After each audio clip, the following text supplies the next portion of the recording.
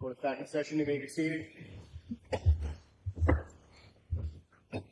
Jurors, now we're going to start the evidence in the case. The Commonwealth will call its first witness. Thank you, Your Honor. With the court's permission, the Commonwealth would call Harrison Schmidt.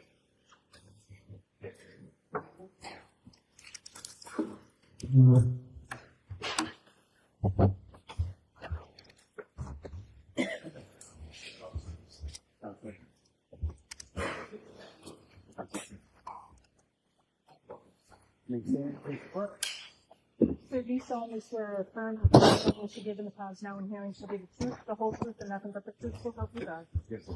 Thank you, sir. You can be seated.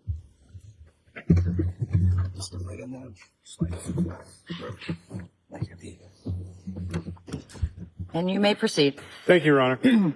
Sir, could you state your name and spell your last name for the record? Harrison Schmidt, S-C-H-M-I-D-T.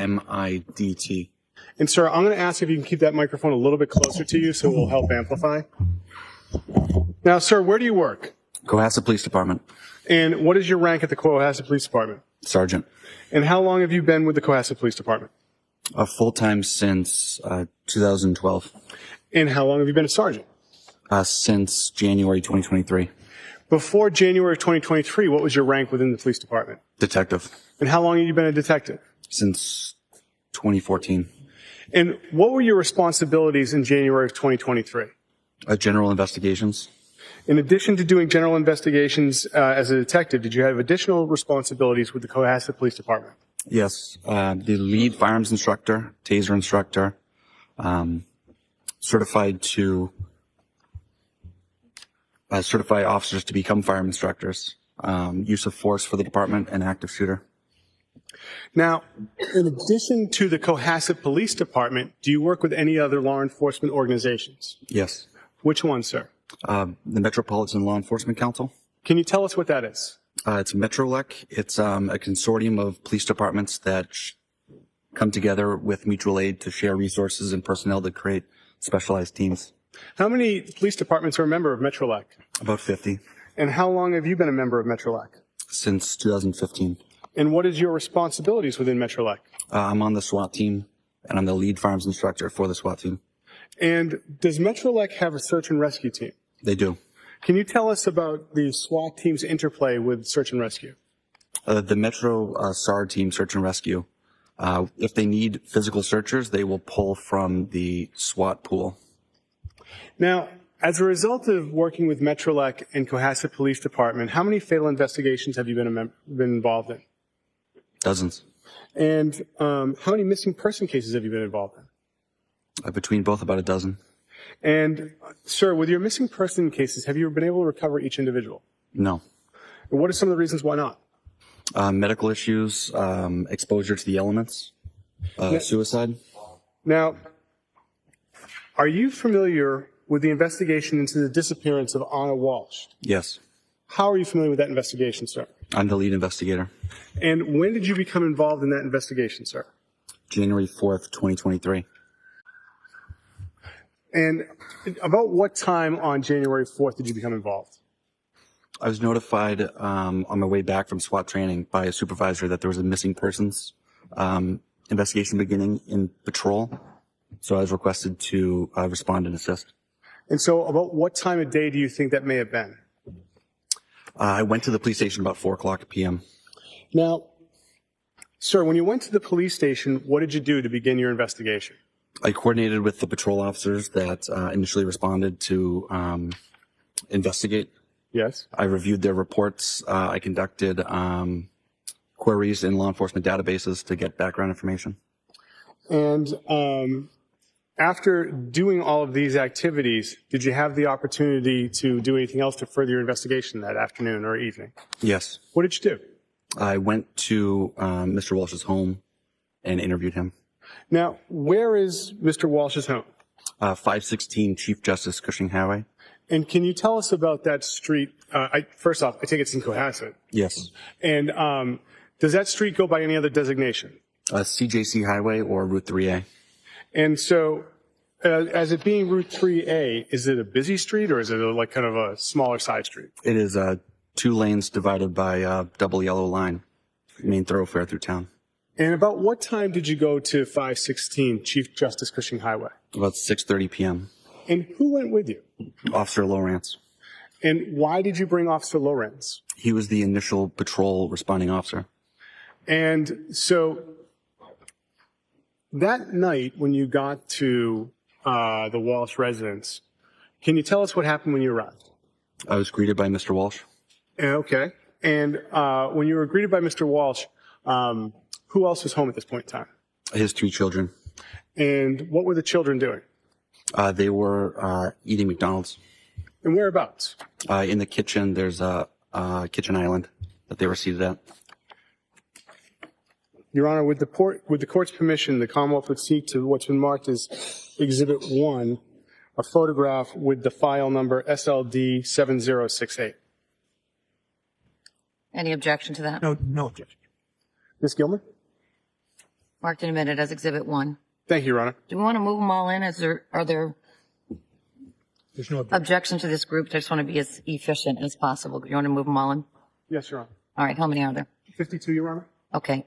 And do you have an index of what their designation is, or can you get that to the court just so that we have a record of that? Yes, Your Honor. I'll give that to the court at the lunch. All right. So any objections? I know you've, and by the way, jurors, before a case starts, the parties work together collaboratively to see what evidence they can agree to and what they can't, to limit the rulings. And they've agreed that these 52 photos are fair and accurate representations of what they report. And so the defense is agreeing that those 52 photos offered by the Commonwealth are now marked and admitted into evidence. They will be marked by the appropriate court staff as 1 to 52. Thank you, Your Honor. No on evidence. Thank you. Now, sir, looking at Exhibit 1, can you tell us what we're looking at? Oh, well, you're going to have a tough time looking at the back. Sir, can you see it? Yes. Excellent. What are we looking at? This is the front of the residence at 516 CJC Highway. Thank you. Now, Ms. Gilman, if we could have Exhibit 2, file number SLD 7067. What is this we're looking at, sir? Still the front of the house, focusing on the right front corner. And at that right front corner, are there any other entrances or egresses to the house? Yes, there's a side door recessed on that little 3-step porch. When you went to the house that night, which door did you go to? That door. And perhaps now's a good time for me to ask you, can you tell me how this house is situated from the street at Chief Justice Cushing Highway? It's set back a long driveway. In front is another house and a used auto car dealership. It's in a wooded area. And that's what's around the house is the wooded area? Correct. Ms. Gilman, could we have Exhibit 3, file number 7175? Sir, what part of the house was this? This is the kitchen. And when you got to the home that evening, where were the children? In those island bar seats. Now, you get to the house. What is it that you do with Mr. Walshe that evening? We sat at the dining room table and conducted an interview. And do you see Mr. Walshe here today? I do. Could you identify him for the court, please? The gentleman seated over there, blue suit, white shirt.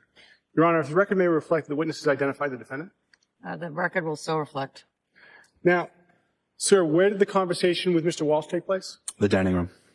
Ms. Gilman, can we have Exhibit 4, 7178? What is it that we're looking at here? This is the dining room. And where was Mr. Walshe when you had your conversation with him? Seated in that front right corner towards the camera. And where were you seated? The far seat, the seat that has that black jacket on the back of it. Where was Officer Lawrence? On the window bench. And where were the children while this interview took place? They were in and out of the room. And Ms. Gilman, can we have Exhibit 5, 7177? Sir, what are we looking at here? This is the area in between the dining room table and that kitchen island. And Ms. Gilman, can we have the next exhibit, Exhibit 6, 7131? I'm sorry, 7124. And sir, what is this again? This is a closer view of that buffet table. And then when you were there that night, what was in the house as far as pets? A dog. Ms. Gilman, can we have 7131, which I believe is Exhibit now 7?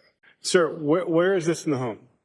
If you go in that side door, you're in a hallway. If you take a right, there's a sunken in family room. And is that dog the one that was home that night?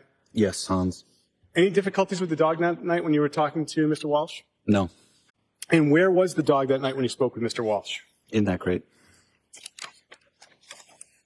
Your Honor, at this point in time, the Commonwealth would seek to play the interview of January 4th. I have not marked this as an exhibit yet, but I have it on the will drive. All right. Subject to the objections that have been preserved. Any other objections? No, you're. All right. So this will be, are you offering it? I'm offering to have this marked as the exhibit. And All right. Ms. Gilman will be able to play it. It'll be marked and admitted now into evidence as Exhibit 53. Thank you, Ron. Now, Exhibit 53, you've had the opportunity to review that, correct? Yes, And does that fairly and accurately reflect the conversation you had with Mr. Walsh that night? it does. Thank you. At this point in time, Ms. Gilman, I'd ask if you could press play on Exhibit 53, the interview from January 4th. Okay, the order is on. It is 18:39 on Wednesday, January 4th, 2023. My name is Harrison Schmidt. I'm an executive with Cohasset Police. President here is Officer Lawrence. And, Sir, Brian. Yeah, Brian Walshe. Brian Walshe, okay. Brian, what's your date of birth? 131. Okay, and we're at your home on 516 CJC Road. Yes, it's the right half. Perfect. So, could you do me a favor? I know you've explained a lot of this today. Could you just do me a favor and start at the beginning? So, I understand your wife, Anna, she travels a lot for work. She's in DC for this great new job she got, and we're to follow shortly, but it's taking longer. Awesome. So, starting, most late. She was at work. One second. Yep. That's okay. Can you please let me finish this and I'll get you in meet, please? Yes. Okay, okay. 1 second. Do whatever, we're on your turf, so do whatever you need.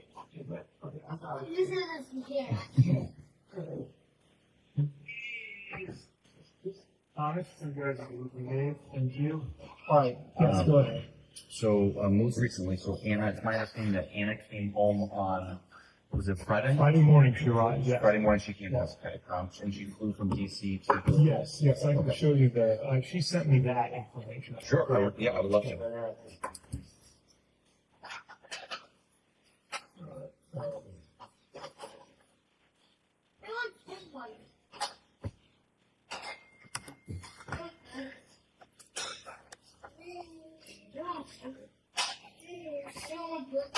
You can look up. Yeah, you can look through all of that, but that was the last one she sent me. This is, That's word text. no, she texted me so I would know when she was coming in. I asked. So this is your text, Yeah, I'll text you with Anna, so you can take a look at that, whatever you want to do. Alright, so it looks like on last Thursday at, 7:36 p.m. There's a screenshot of the JetBlue app. And it's a travel itinerary. It's a flight B6254, dated December 30th, from DCA, Terminal 2, the C28, to Boston, Terminal C, the C33. So it departs at 6:30 a.m. Arrives at Boston 7:57 a.m. And then do you mind if I just look at? Please look at anything that's going to help you. Please look at everything. She sent me some, she had a day with Thomas, so she sent me some videos of that. And then you'll get into the area where I start texting them kids to me. And if you want to look at it, it's probably a year's worth of text. So if any of that is supportive, please. Sure. No, I'm not looking to pry. I'm just really. I'm open. Trust me. That's, No, I appreciate it. So, Friday around 6:01 a.m., you text flight on time. right. She responds amongst other things, yes, boarding now.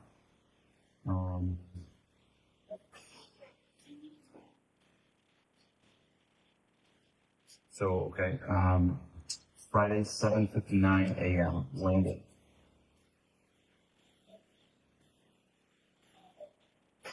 And then it looks like Friday, 12:07 p.m. Photos of Anna and the oldest, Thomas. Yeah. 6 years old, my man.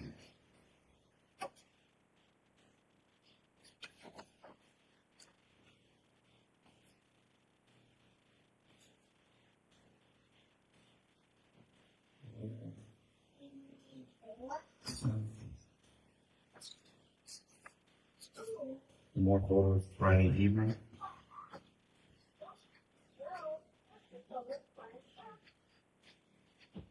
Did you take these photos? I took that photo. Most likely. You took these and sent them to Hannah? She usually would just send them to herself. Oh, okay. Yeah. Oh, so she. She'd take my phone and send them to herself. Okay. The one that she liked. Very good. Okay, I know it's exciting for you guys.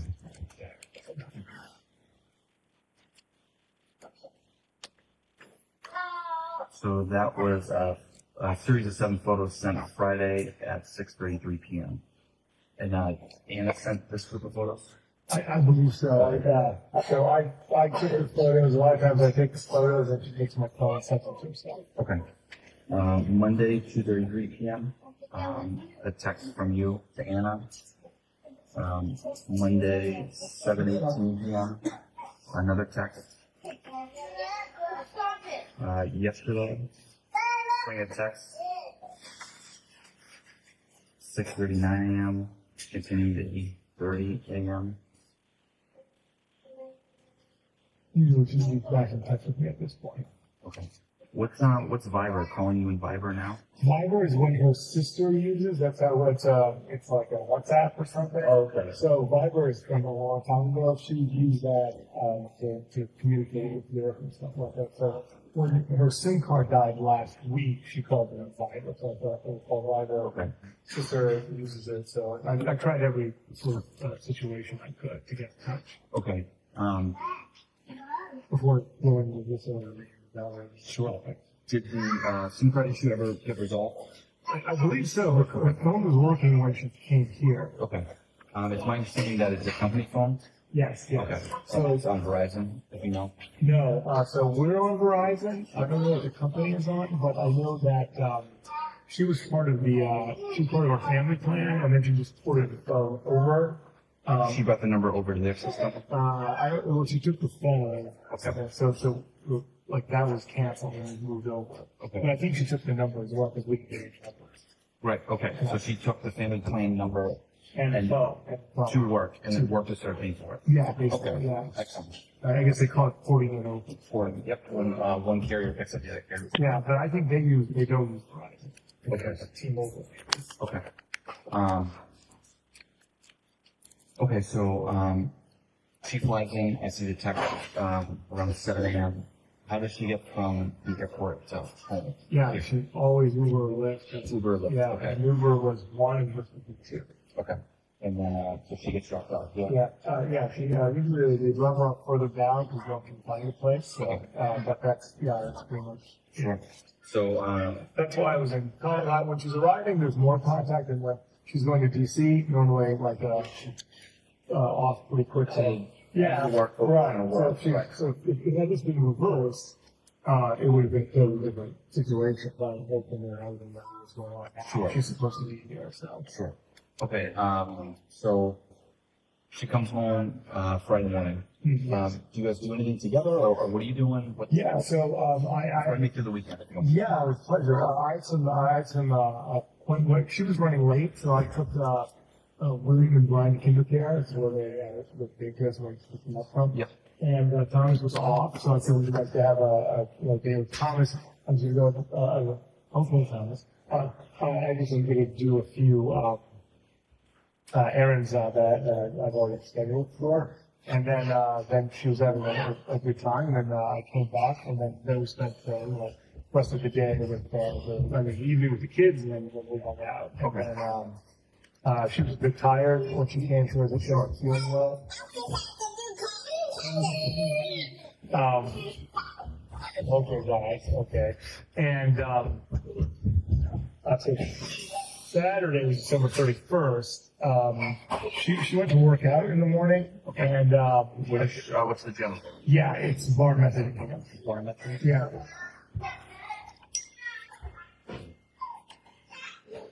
Okay. She went to glossy nails to have her nails done for the new year. Is that also naming? I believe so, yes. Go back to Friday. Do you anticipate in the house? Or Yes, you didn't know that? No, we didn't go for a while. No, we were just taking the house. So you ran some errands. Yeah. And then you just hung out. Yeah, then with the kids, doing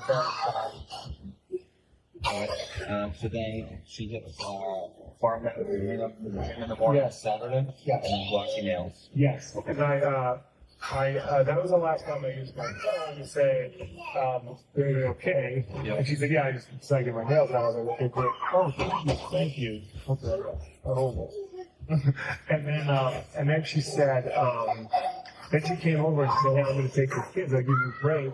I'm going to take the kids to a place in Kansas, the Wonderland over there. It's an indoor place. Okay. And then my son took my phone up to his room. Okay. Sorry. Okay. Sorry, I'm gonna do Oh, thank you. Okay. Can you make a movie? Can you organize movies for others? Thank you so much. This guy's mesmerized by you. So what happened was I was like, that would be great. So I get ready because we're making dinner for her former boss, Jen. Okay. So she hadn't seen him face to face for a while. So I said, I got some time alone to prepare dinner and get everything together, and she took the Jim. Yeah. A lot of people call him Jim. He's been on the phone with me 5 times today as well. So he came over, and then we had Dinner here? yeah, we had dinner here. Yeah, we had dinner here. We celebrated the New Year, and then signed the bottles. She signed 23 being the best year ever, and then I'm working on it. 1, 2, 1, 2, 1, 2. There you go. Okay. Okay. See, that's how it happens. At that time, I didn't have access to my phone. Okay. So, sorry, he does that a lot. I apologize. He's not. The kids had a phone, right?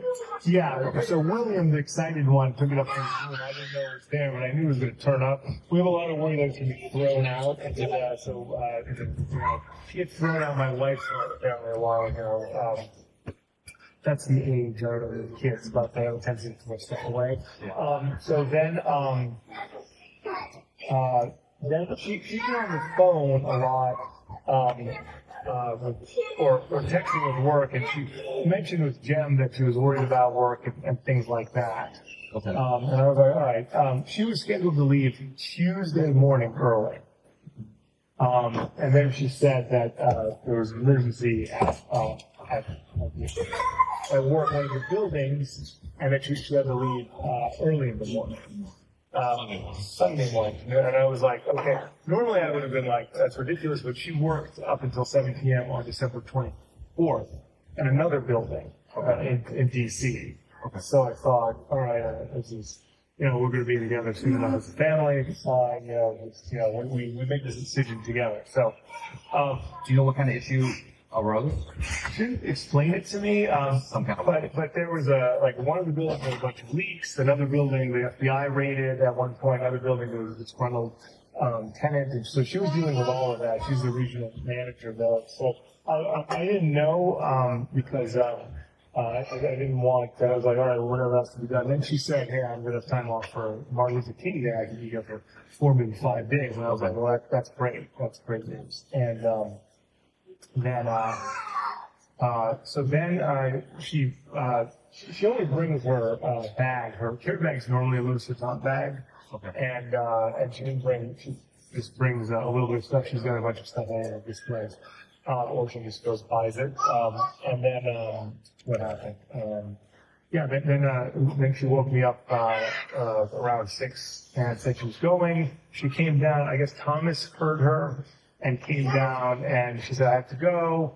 And he said, I love you very much. And she said, I love you very much. And then he said, said that she left the guy in a taxi, but I don't think he saw it because it was further down. But if you want to talk to him, but he said it was a taxi, and I was like, he described the car. He's like, well, I really didn't see it, Dad. So I was like, okay. So he was coming down to get, I think, Maybe Anna said taxi. Maybe she's my driver, but I know that she was not driving. There's no way she was driving a vehicle. There's like zero possibility of that. Okay. When was she originally scheduled to fly out? Well, it was Tuesday at probably 8:30 or either the early flight that she takes. What was I going to say? I never got the confirmation for that. Okay. But she usually just sends me her arrival because that's the most important for us. Once she's with the kids and everything, you schedule it. Right. So. Okay. Does she particularly travel on JetBlue? Yeah, she got a JetBlue credit card that gave her 80,000 points, and she doesn't like getting new credit cards, but she was like, well, we're doing this a lot. So she had gotten that. I had no access to that. She just wanted, but she also started to use it more because she needed to spend a certain amount of money to get the points. So that changed our whole dynamic over the last month. Yep, that makes sense. So, she's been flying JetBlue lately. Is it a particular airport that she's going to as well? Yeah, I mean, it's JetBlue or American Airlines. American Airlines is second. Okay. This is Jeff. You guys don't want to talk to him. Gotcha. So JetBlue number one, American Airlines number two. That's all I know. I don't think she ever took anything else. And someone said maybe she took a connecting flight. She never took a connecting flight. Even once in the summer where they had the thunderstorms, but she spent 8 hours at the airport. She didn't even consider, she was like, well, I just go get stuck somewhere. It's not DC or Boston, so it's no good. So I don't think that happened at all. I can't imagine that. And then it was always DCA and it was always Logan. It was never, she never went to national or anything like that. Okay. So what, you heard this from William as to the whole taxi mention? Thomas, this is my I'm sorry, 6-year-old, yeah. Thomas. No, William doesn't have it. Yeah, well, it was time. Yeah, William's story would be much more fantastic. Why do you think Thomas was up? He gets up early, Okay. and he's always watching. I let him sleep with his iPad, so he wakes up and starts doing that. And then I guess anytime he hears action downstairs, like during when we were having the dinner and celebrating, he came down to say hello to Jen. So anytime he hears something, he comes down. So he must have heard his mother, and he was like, "Oh, great, I'm awake," so he came down. Okay. Because when he was on the couch, I came down and said, "I'm sorry, Mommy, I had to leave early." Yep. And he said, "I already know that, Daddy." I said, "Goodbye." Okay. Okay, that makes sense. Yeah. And I was like, okay, because he was on the couch earlier than normal he'd been off the whole week, so he had a lot of rest. So Okay. So going back to New Year's Eve. Yeah. So it's you, Anna, And the Jen. boys, and Jen. yeah, well, the boys were we put them to bed. Jen didn't get here till 8. Okay. And Anna They're all in bed. Anna took them to that indoor play. So totally. Is it Wonderland? I call it Wonderland. It's probably indoor play Canton. It's in Canton. It's an indoor play, but I don't have the exact name. Anna was on top of that. Okay.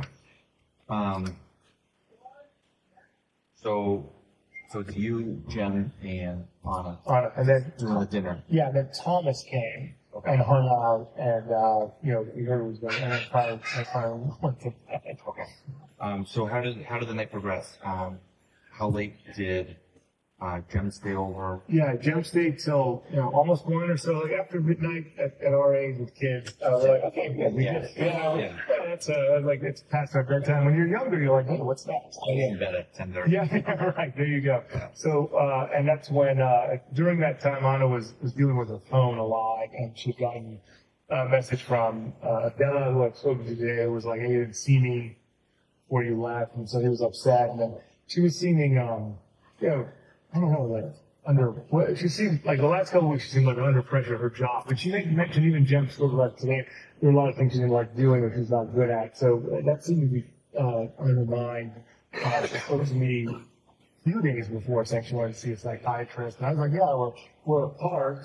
It's been difficult for all of us. I've seen a therapist, like I told him today, last 35 years. So anything that would support you is fine. And then, but I mean, I always make fun of her, my super sturdy woman. So it seems like she was invincible.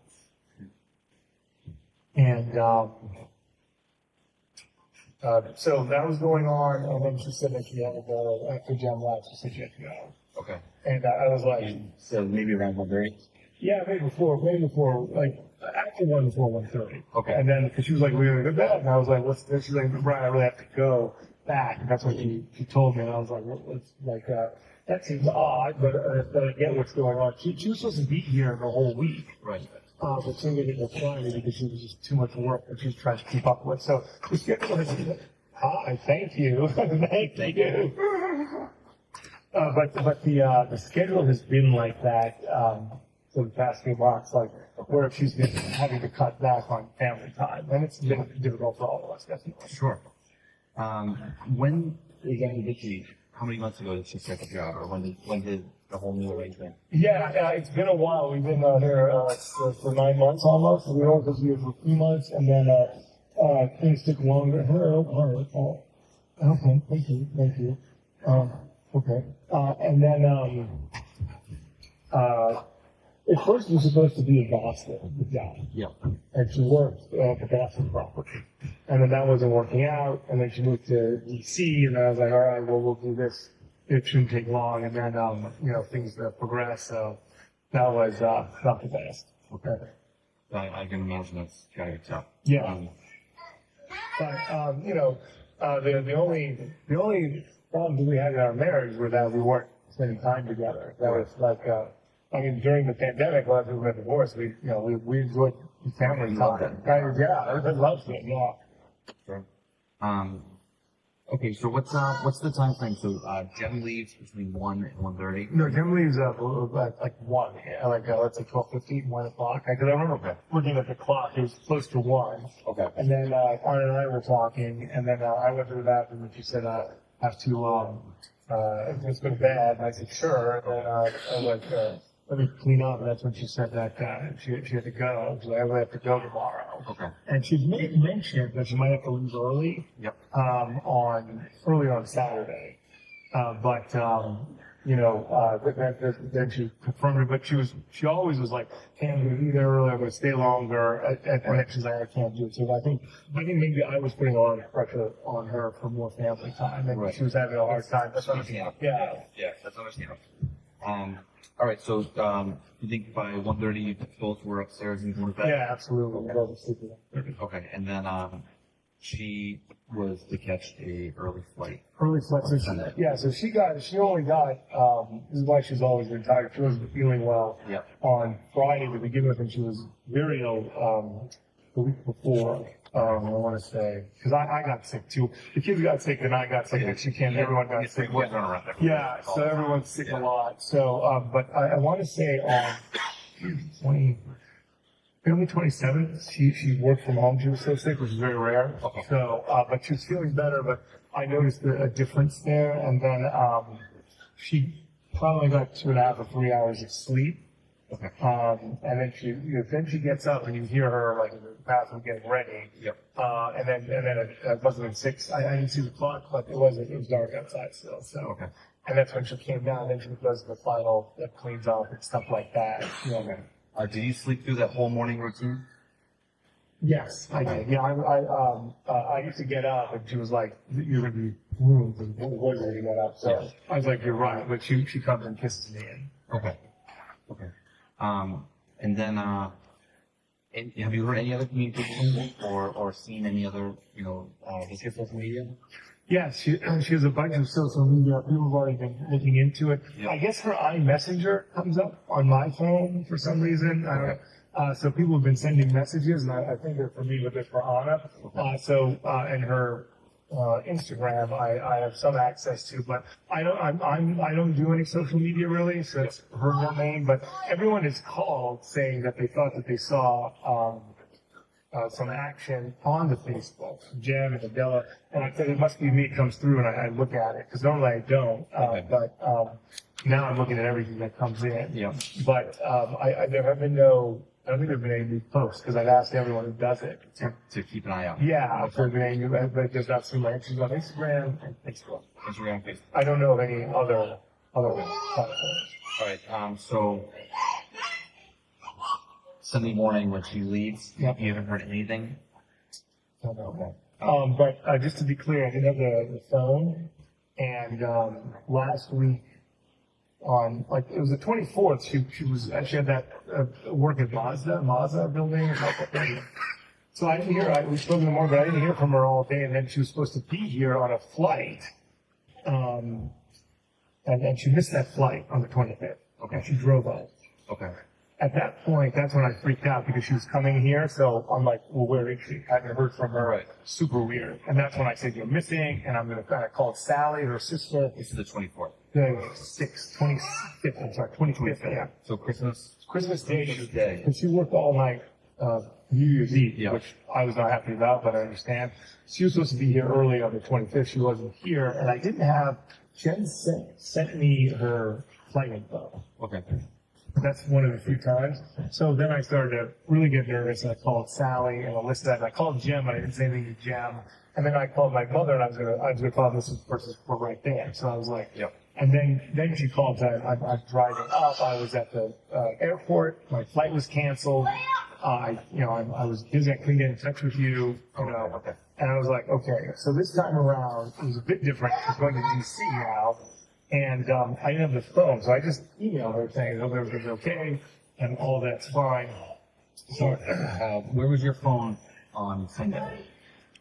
So Saturday at 11 a.m. we took it, put it up in his bed. It was under, Thomas found it under his pillow on Monday at that 2:30 time when I got in touch with her. Okay. But I emailed her twice before that, but I was like, you know what, it's fine. I don't want to, I don't even seem to take the person every time my wife needs 5 minutes. So, and then I started getting nervous, and then on Tuesday I started to call around, and I remember her telling me, "Hey, you don't call work. Don't embarrass me at work, Brian." And I was like, Right. "Sure." So I called Sally and everyone, and then I was like, and then this morning that's when I was like, I have to. And We're going on another day. yeah. So that was Wednesday. Today's Wednesday, right? Yes. Okay, sorry, last time. And then this morning, that's when I started calling everyone, Okay. and then the chicken slice was got back to me very quickly. I left a message at off-site sales. I said, can you please say Brian Walshe call the call another building that we pick up, and I was called her boss, Jeff Chog. I didn't have his number, but I was looking for it. Yeah. And then it was Graham that called me. And so I was okay, and I said, I don't know if she had work. And he said, I didn't see her yesterday. Okay. And that's when things kind of moved a lot quicker. Okay. All right. Very good. That all sounds reasonable. Has she ever forgotten her phone or left her phone here before? She's never left her phone here. I mean, she's pretty good at it. It has happened. Yeah. It has happened, but I don't think she's ever left her phone here. Okay. Does she ever turn the phone off or put it on vibrate or anything like that, or does she always keep the ringer on? No, she definitely turns it on. In the evening we have Okay. so. Is she on call at times where she would always keep her phone on, or is she okay to just shut it off at night? She would turn on the side. She never turns the phone off though. Okay. So the phone is almost always on. I mean, a lot of times she's running out of battery. That was me my next Yeah. question. Is she one of the types that's always looking at her phone charger? Yeah, no, we have also the kids are destroying them all the time, and so here at the house, she's always looking for juice for the phone. Okay. Okay. Does anything else come to mind that we should be aware of?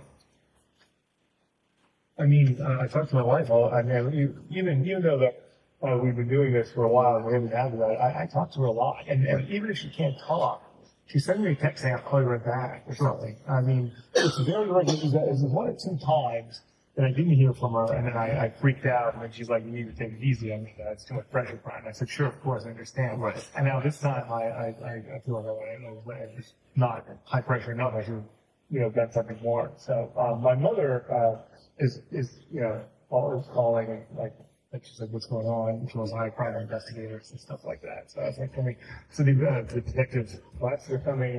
The gentleman at Chief Spire is head of global security, so Okay. I think we're in a good spot here. Yeah.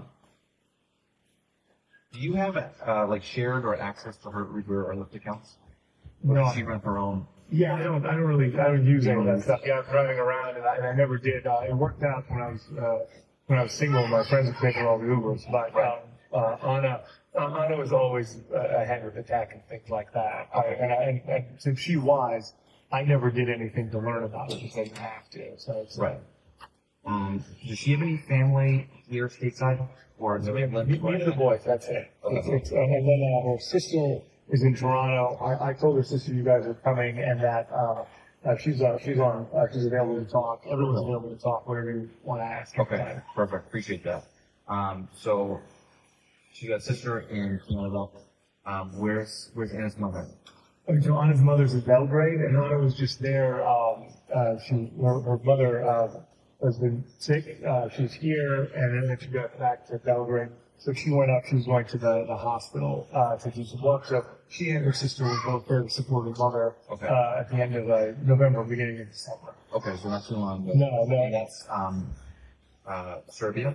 Yes, Okay. Serbia. Okay. And Sally, her sister, called and let her mother know what was happening.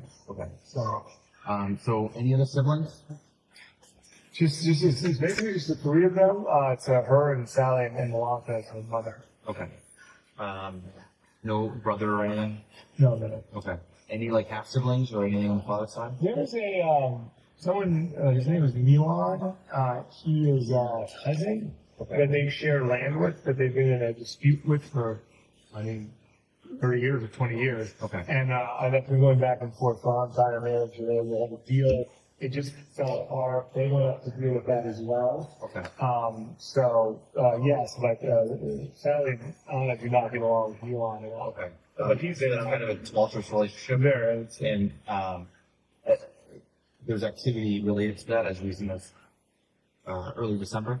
Yeah, they had to go deal with the lawyers, and they had a contract that was signed 5 years ago, but they had to, cancel it. Okay. It's like a land dispute. It's a huge land dispute, yeah. Okay.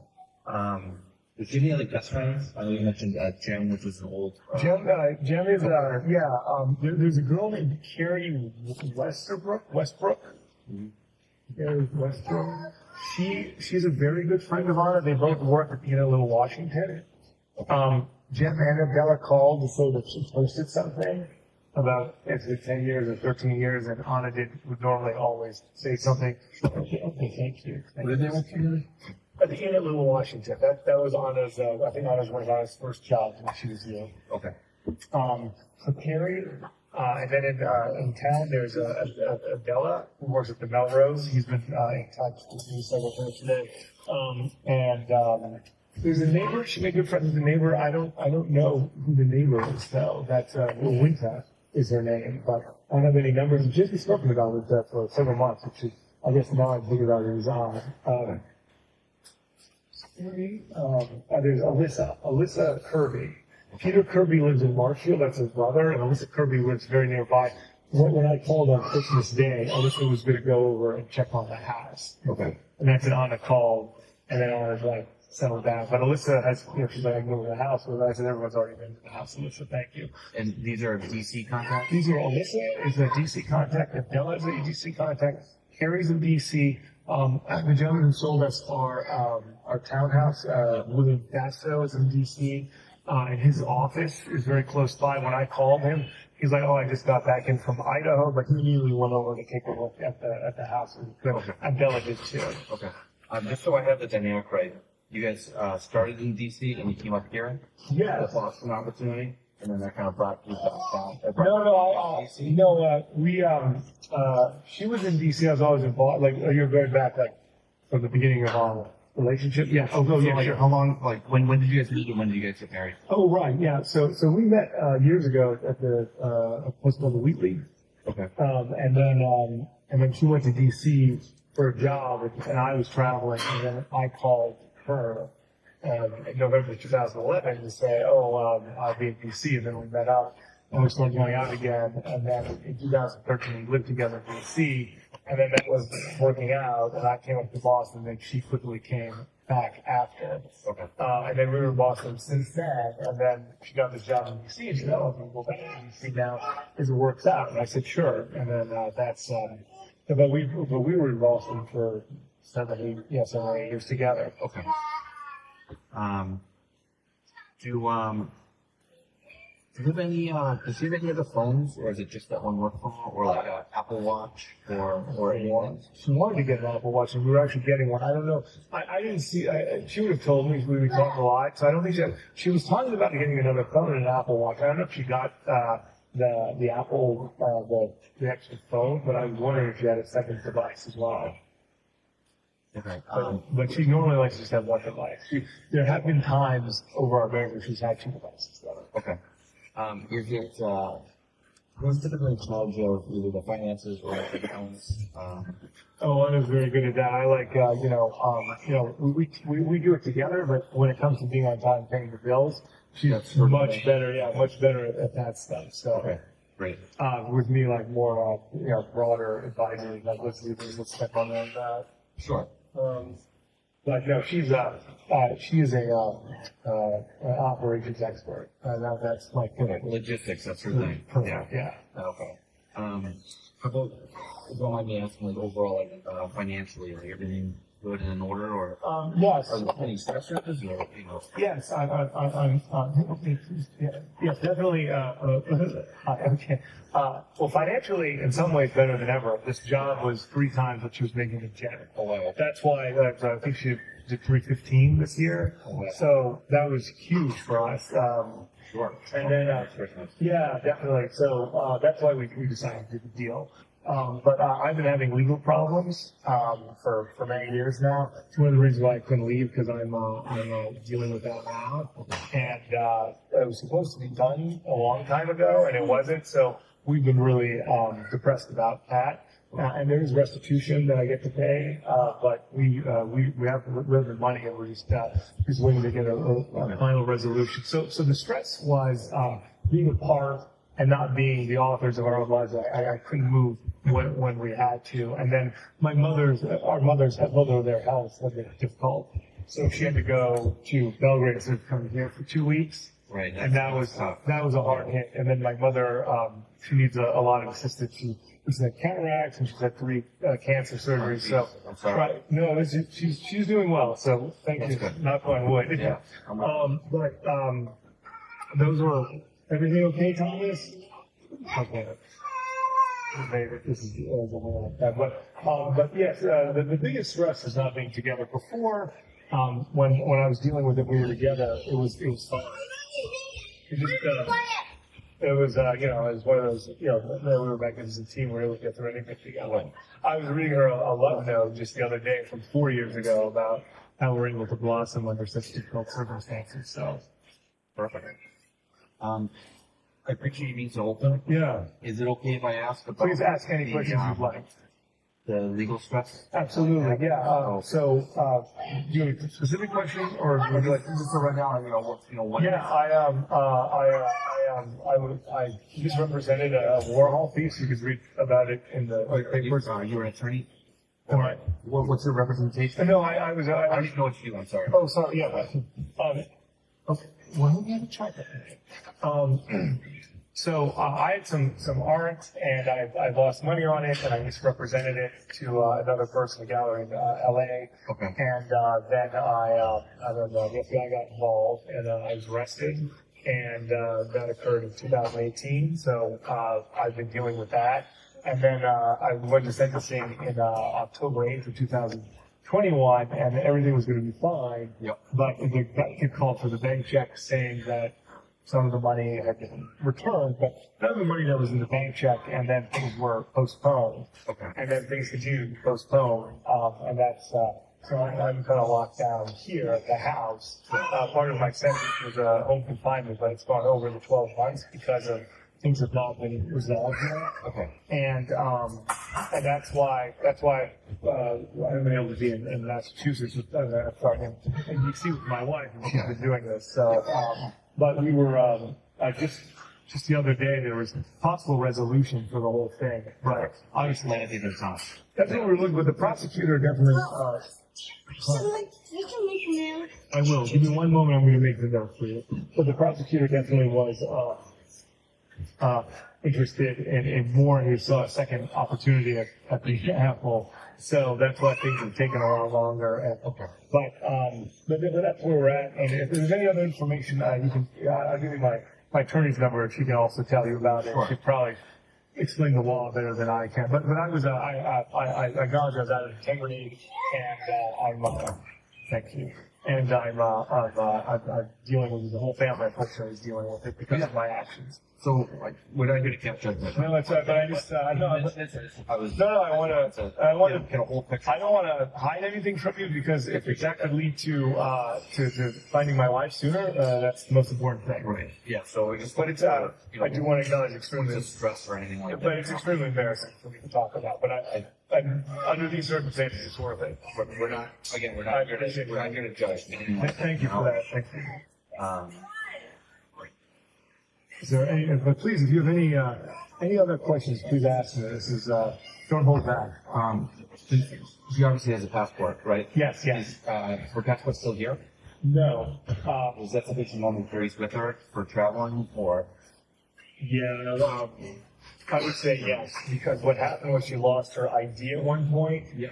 And now she had to start carrying her passport. Yeah. But now she always carries her passport. She brought.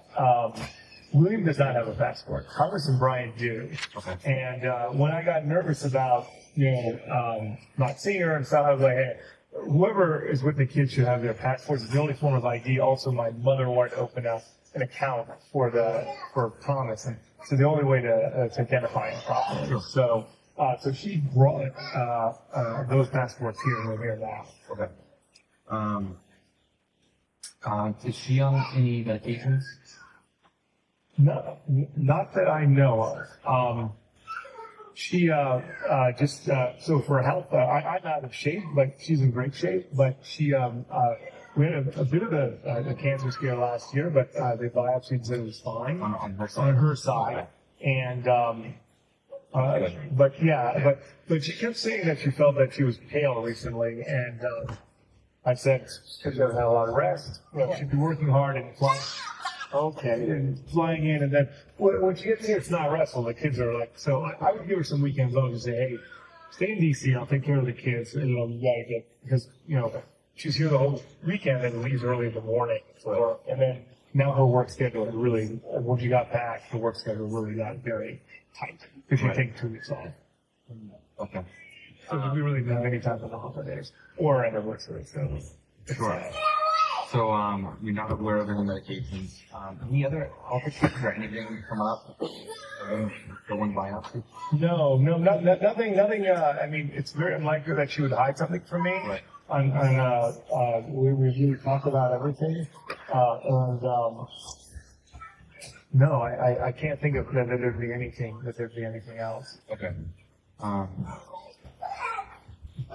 Luggage wise, she probably has a full set of clothes in DC. Oh yeah, most of my clothing's in DC too. So the idea, she thought it was going to take a month or two, but it's taking a lot longer. So, we had to buy stuff just to like everything. We keep having to buy new stuff. Up here. Okay. So I assume she travels late. Very well. Okay. Yeah. So one time she just brought her purse. Yep. And then this time she brought up my heavier coat that I was getting cold. She said on the brink. So she brought her little carry-on. Okay. And But you had a coat in DC, so she brought your coat up here. yeah, because I was wearing this light coat, and she said, "Come on, I'll bring it up." I was on the right. That makes sense. Sure.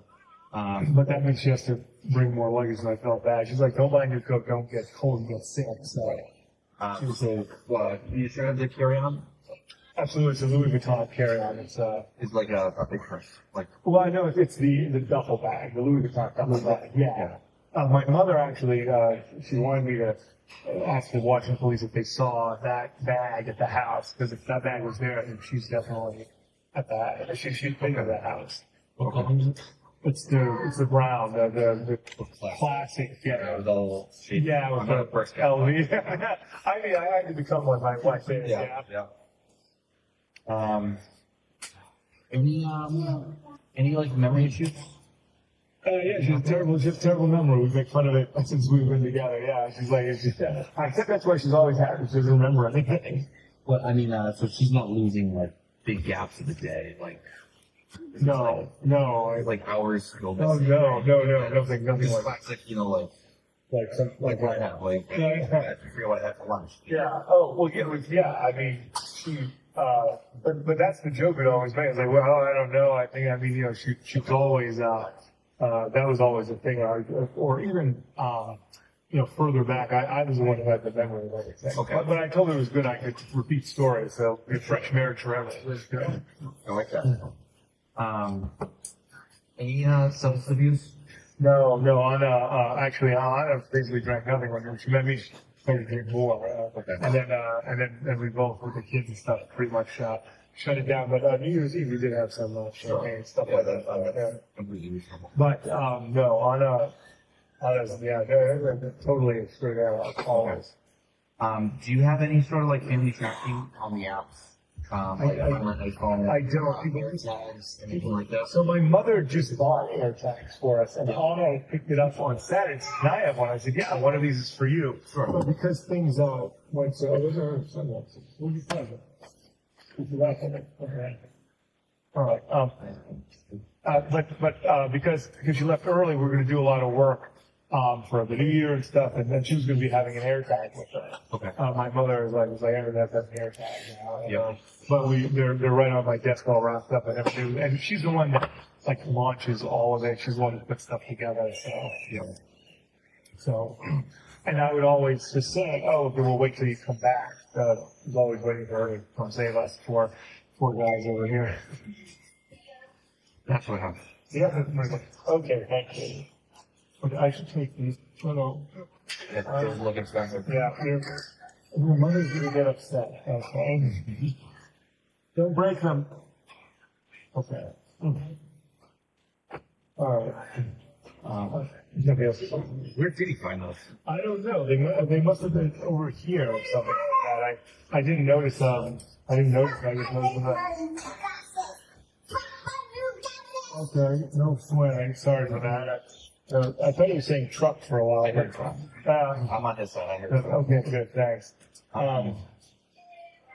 Did she bring the big duffel bag back with her? Have you seen it I yet? know we haven't. So when you asked me what she might be wearing, her black coat, but it's a small coat. Yep. The hunter boots were gone, blue and gray, the duffel bag, and then the purse that she brought, Okay. a black purse, probably. Okay. Do you have any cameras at the house? Not this one. Ring doorbell. No. rental flat? Yeah, no, we don't have any here. The landlord or property owner or anything? I don't think so. I haven't called Peter yet. I've been calling a lot of people, but I haven't been ready to go to the next level again. But I don't think he's got. He might have something down by the garage. He might have some stuff down there. Sure. But I don't think he's got anything around. I haven't seen any ring doorbells anywhere. Okay. Any cameras at the townhouse in DC? There's she installed. We had the door. What's the not ring, but what's the other one? Not our blink. Yeah. There's a lot of them now. Arvo. What's the one that has a thermostat too? Nest. The Nest. I think it was a Nest camera. But that would be on her phone. But when we were, I'm going to one moment. When we were at Jerusalem Road, we had 3, so I'd be out playing with the boys, and she talked through it and stuff like that. So she's very good with that. Yeah. But no, I just not here. I'm sorry. Okay. Any other questions? Or? Sheila, anything else? I can't think of anything else if you haven't already explained. Appreciate it. No, I appreciate it. No, I appreciate it. I know it's 7:30, and you guys are still here, so thank you for that. Do you mind if I take a look at the camera roll? Maybe if she took your, if she took, The photos I have a list. yeah. Just if there's something that jumps out, you know what I mean? Sometimes the kids get it, so sorry. But that's everything there. You can take a look. There's probably 1,000 photos.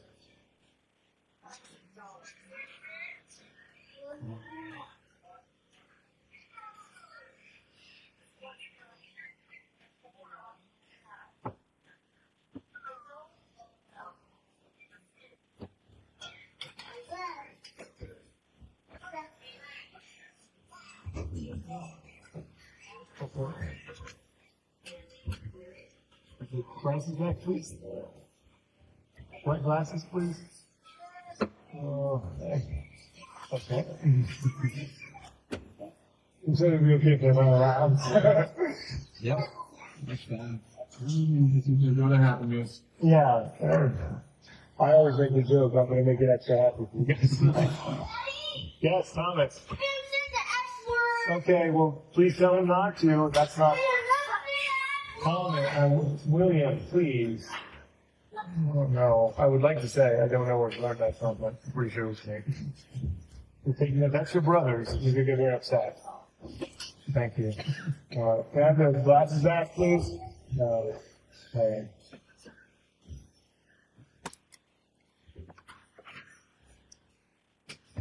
If you don't mind me asking, what kind of errands did you run on?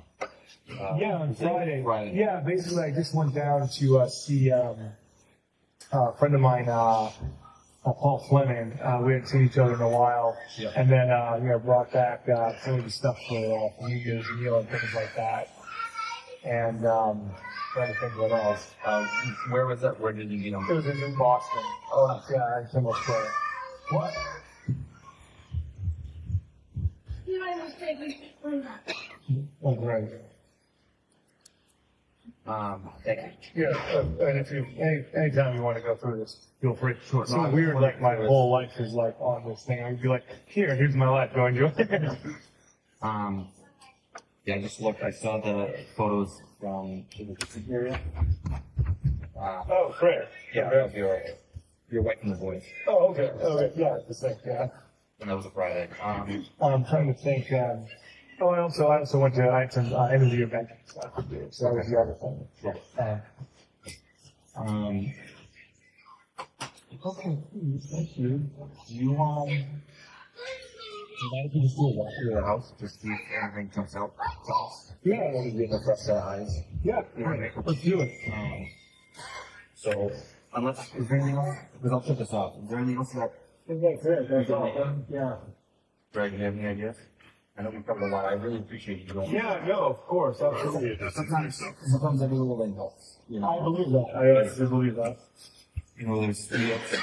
We'll go online and see if we can tell something down. So, Right. all right, it is 7:31. I'm sure off the board. Sergeant, I have a few questions about that interview. How old were the children at this point in time? 2, 4, and 6. And the oldest child, what was produced during that interview? An iPad. An iPad. And when it's heard the defendant saying 121212, what is going on at that point in time? The child needed help unlocking the iPad, and the defendant assisted in punching in the code to unlock it. Now, in addition, at some point in time, someone produced glasses. Who did that? The middle child. And directing your attention to what's been marked as Exhibit 6, file number 7214. Ms. Gilman, if we could have that. Sergeant, did you see the glasses there in that photograph? Yes, there were ladies' glasses there in the black case underneath the mirror on the counter. Now, after or during the interview, he showed you his phone. What did you look at on his phone? Text message thread between him and Anna, and the camera roll. And what did you see as far as travel arrangements? There were screenshots of the JetBlue app that Anna had sent him for the flight from DC to Boston. So at the end of the interview, there's mention of doing a walkthrough. What did you do next? We concluded the interview and began the walkthrough. Okay, and so what is a walkthrough, sir? We just went throughout the house to see if anything jumped out or seemed important. Ms. Gilman, can we have Exhibit 8, 7115? So, sir, what part of the house was this? This is the front of the house. It's not the front door, but it's like the primary access door to the right. Ms. Gilman, can we have Exhibit 9, 7120? Now, where are you in the house at this point in time, sir? If you go into that door from the last photo, you're in a hallway. If you look left in that hallway, this is the entryway into the kitchen and dining room, that open floor concept. And Ms. Gilman, if we can have Exhibit 10, 7122. Where is this in the house, sir? If you go in from that outside door and you look straight from the hallway, that's the first floor bathroom. And what is inside the first floor bathroom besides the bathroom? Washer and dryer. Ms. Gilman, Exhibit 11, please, 7169. And I take it this is the washer and dryer inside that first floor bathroom? Correct. Could we have Exhibit 12, file number 7137? Where is this, sir? If you come in that same door, that hallway, if you look right, there's a sunken in family room. And what is at the back end of this sunken in family room? There's a staircase that leads up to a single bedroom. Could we have Exhibit 13, 7138? Where is this, sir, in the house? Those are the stairs leading up to that single bedroom. Exhibit 14, please, 7140. Now, where is this in the house, sir? This is that single bedroom on that right side of the house. What access does this bedroom have to the rest of the house besides going down those stairs to the sunken living room? None. Could we have the next exhibit, which is Exhibit 15, 7141? And where is this, sir? This is that same bedroom. Could we have Exhibit 16, 7152? What part of the home is this? This is that sunken in living room. This is the closet door beneath the staircase leading up to that single bedroom. Did you have the opportunity to look inside that closet? I did. Could we have the next exhibit, Exhibit 17, 7153? Is this how the closet appeared, sir? Yes. Now, can we have Exhibit 18, 7165? Where is this, sir? This is the hallway as you enter through that door. So that door would be to the left, bathrooms to the right, and then the kitchen dining room straight. Could we have Exhibit 20, file number 7235? Now, what part of the home is this? That door on the left is the front door. So this is, if you're looking away from the dining room, you'd be looking at the stairs upstairs to the main part of the house and the living room straight ahead. What's at the far end of the living room? A fireplace and a TV. And if we could have the next exhibit 21, 7236. Where is this, sir? That's a close-up look of the living room with the TV, the fireplace, and the bureau. Exhibit 22, please, Ms. Gilman, file number 7237. What part of the home is this now? Still right in the living room. It's the stairs leading upstairs to the main part of the second floor of the house, a view into the kitchen and the backyard. Now, are there any other rooms by the kitchen? To the left edge of this frame is a small office. Could we have Exhibit 23, file number 7246? What is this, sir? That's the small office. And could we have Exhibit 24, 7288? Where is this in the home, sir? That is the second floor bathroom. And can you describe the second floor layout for us? If you walk up the stairs to the second floor, the front door would be to your back. You enter a hallway. Straight ahead is a second floor bathroom. There's two bedrooms to your left, and there's a primary bedroom to the right that also has a bathroom in it. Could we have Exhibit 25, which is file number 7298? What are we looking at now, sir? If you were in that hallway coming up the stairs, if you look left, that would be the doors to the two bedrooms on your left. Could we have Exhibit 26, file number 7301? Which room is this, sir? This is the front left bedroom on the second floor. And who is residing in this bedroom? The defendant. And, sir, what is in the drawer next to the bed? Some sheetrock drywall from the ceiling. Could we have the next exhibit 28? Well, actually, I'm sorry, 7301. Could we have 27, 7302? And sir, where is this? That same bedroom. And then could we have exhibit 28, 7309? And what orientation is this, sir? This is looking at the bedroom door from that same bedroom.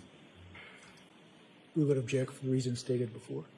Excuse me? We object for the reasons stated before. Thank you. Preserved. And then I'd like to have exhibit 29, if I may, Ms. Gilman, 7319. What is this, sir? A hole in the ceiling in that bedroom. Now, what is above the ceiling in that home? An attic. Did you go into the attic that night? No. Now, can we have exhibit 30, 7320? What room is this, sir? This is the second bedroom to the left in that hallway. And could we have exhibit 31, 7321? What is this, sir? That same bedroom. And who was residing in this bedroom? The middle child. And who was residing in the bedroom that was by the sunken living room? The eldest child. Could we have exhibit 32, 7259? What room is this, sir? This is the bedroom to the right, the primary bedroom. And with this primary bedroom, what was it attached to as far as a bathroom? There was an attached bathroom. Could we have exhibit 33, 7269? What is this, sir? That's the attached bathroom. And could we have exhibit 34, 7335? What's this, sir? If you're standing in the kitchen, looking towards the front of the house, this is the basement door. And what was on this door as far as child safety locks? Up top was like a child safety device. Could we have exhibit 35, 7336? Where is this, sir? That's the doorway from the last photo looking down into the basement. Could we have exhibit 36, 7340? Where is this, sir? If you go down those steps and you look right, this is the view of the basement. And could we have exhibit 37, which is file 7343? And where is this? If you go down those steps and look left, this is the view of the basement. And then could we have exhibit 38, 7557? Where is this? Those are the basement steps. Now, what access did the basement have as far as to the outside of the home? If you come down those stairs and look right, there's a outside door that leads to the left side of the house. Did you have the opportunity on January 4th to do any examination outside the home? Yes. Could we have exhibit 39, file number 7077? Where's this in relation to the house, sir? This is the left side of the house, so that basement door would be just off frame to the right. And there's a fence there, sir. What's the fence around? That's leading into the backyard and the in-ground pool. Could we have exhibit 40, 7080? And what is this? View looking into the backyard. What condition was the pool that night when you were there on January 4th? It was full of water. The water was dark green and cloudy. It was unseasonably warm that night, and so no ice or anything. And there was no pool cover on it. I'm sorry, I couldn't hear you. There's no pool cover on it. Could we have exhibit 41, 7084? Now, where are we in the house, sir? You're within the fenced-in portion of the backyard, looking at the pool. And how is the pool different in this photograph than when you were there that night? It's drained in this photo. What is, sir, in the left-hand corner, what is that part of the house? Shed. Could we have exhibit 42, 7091? And where is this? This is in the backyard, a view of the back of the house. And exhibit 43, 7092? What about this part, sir? This is the back left corner, if you're looking at the back of the house. And, sir, did you have the opportunity to look at that shed as well? I did. Could we have exhibit 44, 7097? And did you go inside the shed? I did. Could we have exhibit 45, 7390? And where's this, sir? That's a view inside the shed. Sir, did you find anything that night when you were there on January 4th? No. And did you have the opportunity to look at any vehicles that night when you were there on January 4th? Yes. What vehicle did you look at? Volvo XC90. Could we have Exhibit 46, file number 7057? What is this, sir? That's the Volvo XC90. And sir, if I can just ask if you can keep your voice up, did you have the opportunity to look inside the Volvo? I did. What did you see inside the Volvo that night? I noticed the trunk portion of the SUV was lined with plastic sheeting that was folded. And anything else inside the Volvo? In the trunk, I noticed like a maple seedling, it looks like a V. They spin when they fall from the trees. Now, how long did it take to do this walk around? About 30 minutes. And what did you do after the walk around? I returned to the Cohasset Police Station. And what did you do when you went back to the station? Furthered the investigation. How so? I checked for any international flights, if Anna had taken any, by putting a flag on her passport. Yes, sir. I reached out to the Metro DC Police to do a walkthrough of the townhouse down in DC. Yes, sir. And I called Anna's sister. Now, after doing those things, did you ever have the opportunity to return back to 516 Chief Justice Cushing Highway? Yes, that evening. And why'd you return back to the home?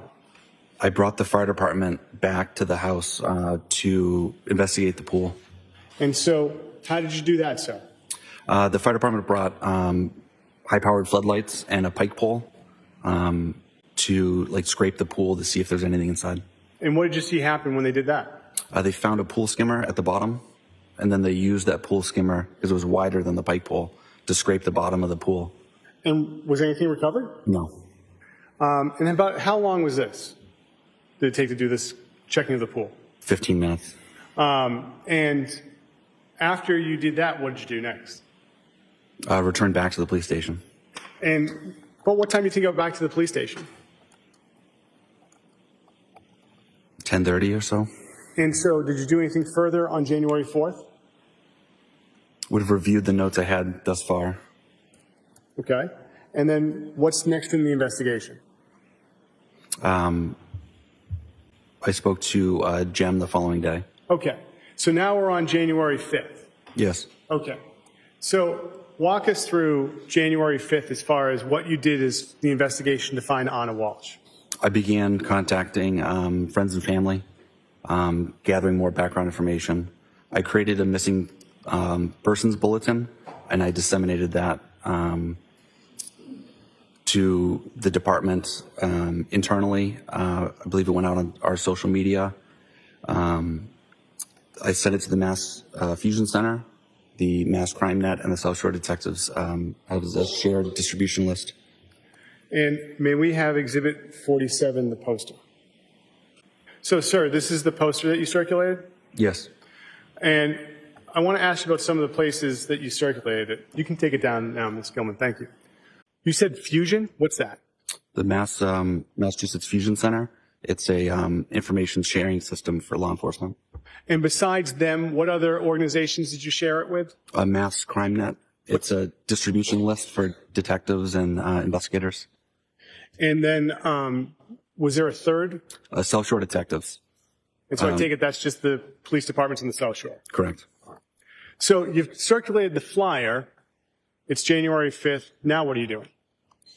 I began checking for financial records to see if there are any recent transactions. The phone was pinged the night prior, and we were reviewing the phone location data that day. Okay. And so you're reviewing phone location data. And in addition to that, do you do anything as far as searching the area that day? A canine track was conducted a area search with a canine was conducted in the house. Can you tell in us the rear of the house, excuse me. the rear of the house? All right. So what's the rear of the house like at 516? It's wooded. If you go through the woods straight back behind the house, you'll reach another neighborhood. About how far is it between the two neighborhoods? Less than a quarter mile. And how is this area search conducted? You said a canine, but what's that entail? A canine handler and the dog will do a scent search to see if there's any odors that jump out to the dog, if there's any indication. Who was the canine handler that worked on this? Sergeant Reardon, And what department is he affiliated with? Cohasset. And so, was anyone else involved in the search at this point in time? No. So, after the canine search is done, what else do you do on this case, on the 5th? We checked for any Amtrak travel. We had troopers from that are assigned to the Logan Airport check each ticketing agency to see if there's any travel for Anna. And what did you do as far as checking in with any cab companies or anything like that? I began calling cab companies from Quincy to Plymouth. Any other ride shares that you checked on? We checked with Lyft and Uber to see if there were any pickups in that area of town. And besides checking with the troopers at Logan Airport and cab companies and ride shares, what else did you do on the 5th? We requested additional resources. And who did you request for additional resources from? My supervisor reached out to the Norfolk County, the troopers assigned to the Norfolk County DA's office. And did you have the opportunity to meet with any of those troopers on January 5th? Yes, About what time did you meet with the troopers on January 5th? about 5 p.m. Where did you meet with them? Cohasset Police Station. And who did you meet with? Trooper Chico and Sergeant Buchanan. And what did you do when you met with the troopers on the 5th? I brought them up to speed on the investigation thus far, and we listened to the audio recording of that first interview. After that was done, did you do anything else besides just reviewing the recording with the troopers? We went to the house, About what time do you think you got to the house? 8:30. And who went to the house? Myself, Sergeant Hunt, Detective Lieutenant Lopes, Trooper Chico, and Sergeant Buchanan. Who is Sergeant Hunt? Cohasset Police Sergeant. He's now retired. And who is Detective Lieutenant Lopes? My supervisor. And the other two were the state troopers. Correct. And so who was present at 516 CJC when you arrived on January 5th? The nanny, Robin Howe, was leaving as we arrived. Present was the defendant, his mother, and his 3 children. And so what did you do that night as far as dealing with the defendant? I conducted a second interview. And who participated with the second interview? Myself, Sergeant Hunt, Trooper DeChico, and the defendant. And where did this interview take place? That same dining room table. Where was Detective Lieutenant Lopes and Sergeant Buchanan? They were in the living room on the other side of the staircase. And who was with them? The defendant's mother. And what access did you have to the living room? It's an open floor concept, so the only barrier in between those 2 rooms was the staircase. Now,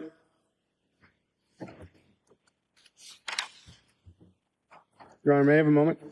You may. Thank you, Your Honor.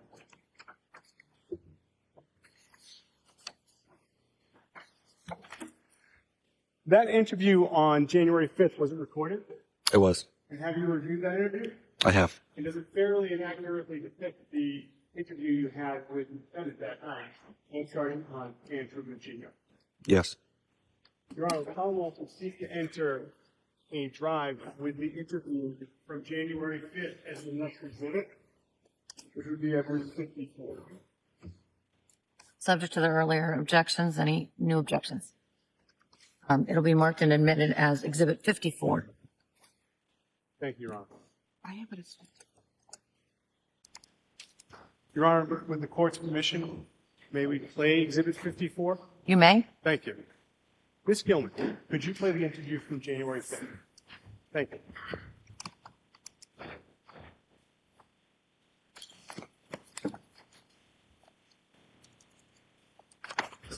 The recorder is on. It is 1956, January 5th, 2023.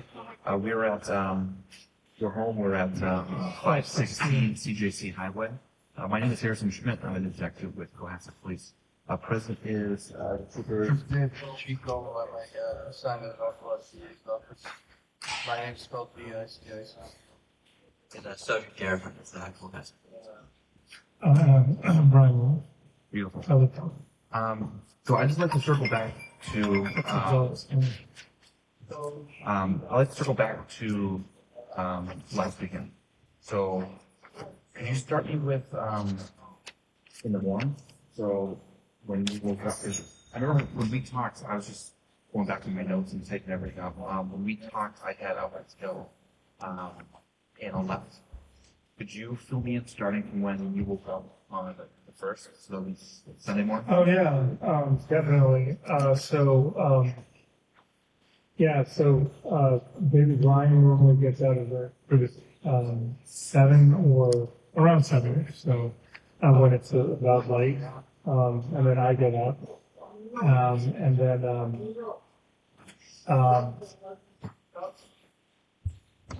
yeah, sorry. And then I get the day going. I'm supposed to change William and Brian in the morning. Yep. I didn't. I'm 50-50 on 100%. So we went down and I made French toast for when the day is off. I make French toast and I made French toast.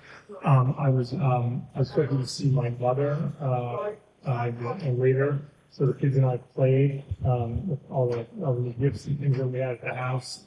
And then Robin showed up at 2. And then I had to go out to get for low and orange juice and milk and things like that. So I went to Shaw's, and then I went to then I got off a bit late to go see my mother, and then we went to Whole to CVS, and then I came back, and that's pretty much the whole day. Okay. Before that, I listened to your interview. Yeah. That Schmidt, and you said that, I think you said at the beginning that when you were about 6 when she was leaving. She kisses me with black and white. Yeah. So you did wake up and you did. I knew, yeah. I didn't get out of bed or anything. She just said bye and I went back to sleep. Okay, no other conversation. That's pretty much what I had to go. We've gotten into a routine. I used to get up with her, and then I would be too blown up for the kids. So. Okay, and then but your son also saw kind of before you left. Yeah, when I came down, I said, "Sorry, Mom, I had to go early," and he said, "I got to find him." So this is like he's about 7 years old. Yeah, I think I'm at 7. He was on the couch playing with his iPad. Okay. Sorry to interrupt. No, it's Sorry. yeah. To clear that because it wasn't kind of completely. No, I understand nothing. Can you tell me what she was wearing? Like when she left, if you remember? I'm sorry. I really she never dress on her, her underwear. I guess her stuff is down here. Sometimes she keeps it under her arm. So sometimes, because she's getting herself ready in her underwear normally. So I know she always got a black dress normally or something on. That's her standby, or she has one of the flowery dresses. But I don't know what she was wearing that day. I do know that she wore. She had to have worn her short black coat because I was listening. She wore her hunters, which is odd. Normally she wears fancy shoes to leave. And what color are the boots again? They're blue gray or something like that. And the pocketbooks, stuff like that? Yeah, she had a Louis Vuitton bag. Yeah. And then she had her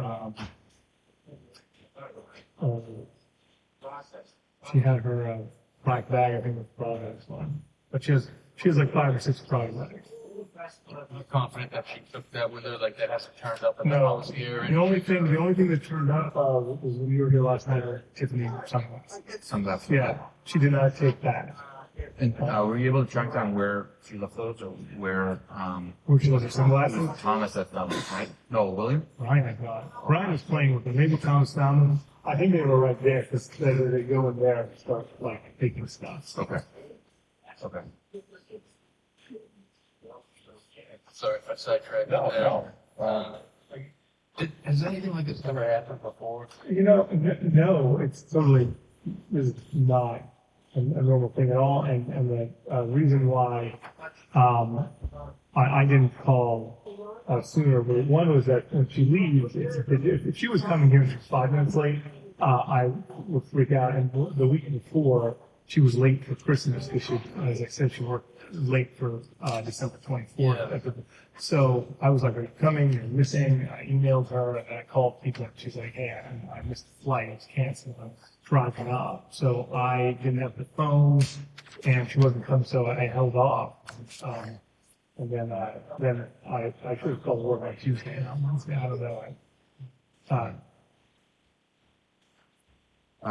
Go ahead. Sorry. So going back to Sunday, you didn't have your phone for the duration of Sunday, is that correct? I didn't have the phone was with I think it was bed the whole time. Okay. Because Thomas found it. Robin took his name he just met was up there, and then Thomas, I guess they went in the garbage to look for it because I guess they brought his phone on his phone away a while ago in the garbage. So they were out in the garbage, and then they came back, and Thomas went upstairs to play with Williams, and they brought the phone down. And I think Robin was there, so. And then he got it from my mother, so. And that's when I called, when I got my phone back, called me, and that's when things, I got, normally now, you can call, it's been a while, you've had some rest, I don't know what's going on. Right. So I didn't give you the exact what was going on with the emergency. Normally, she updates me, she's had several emergencies with the FBI, so crossing at one point, that was her building. Huge leaks in Mazda or TJ Maxx, was gonna, leave and a disgruntled, resident that she was dealing with. So anytime she had one of these big, like, she debriefs you on it pretty quick. Yeah. Okay. So then, when was it that you got your phone back? I called one at like 2:30 or 3:30 on Monday. Okay. So it was a Monday. You said about 2:30 to 3:30? So yeah, I think it's 2:33 because the moment I got it, I called. 2:33. Yeah.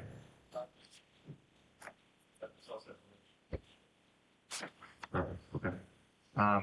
So then, going back to the morning of the first, so you do French toast. You run some errands, OJ and milk. Yeah, that was later. That was later in the afternoon. And during the morning, it was French toast, and then we played with a bunch of toys from Christmas. They were gonna watch a movie, things like that. So, Okay. So then, you went to see your mother? yeah, after set up around there 4. Did you take the boys and go? No. They stayed with Robin. They stayed with Yeah, Robin. they Okay. stayed with Robin. But I was considering if Ivana was here, maybe we were all gone, and maybe I was gone, and then some of the things changed, switched up. But we had Robin scheduled for. Okay. So, what vehicle did you drive up? Did I drive up? No, I was Where's that now, if you don't mind me asking? It's so a bunch of people have come to visit and support, so I couldn't get in, so I parked right out there. Yeah, Okay, all right. yeah. And then, so, the pickup truck, who's it then? That belongs to Robin. Okay. And then, so. That belongs to my mother. Oh, okay. Yeah, and then we have other cars here, and then the press stuff. Okay, very good.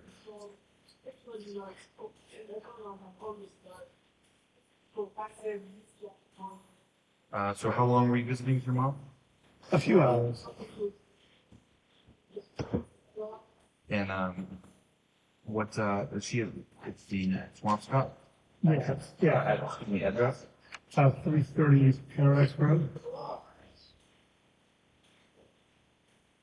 What was that? Well, I'm doing something. Okay. So, Sounds like Anna had a really stressful job. That's true. Some people call them. Yeah. Sounds like Anna had a really stressful job.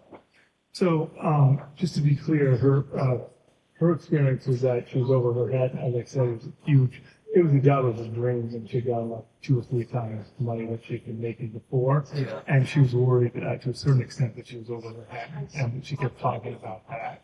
And then being away from the family was very difficult too. Yeah, that's a lot. And what did she do prior to this job?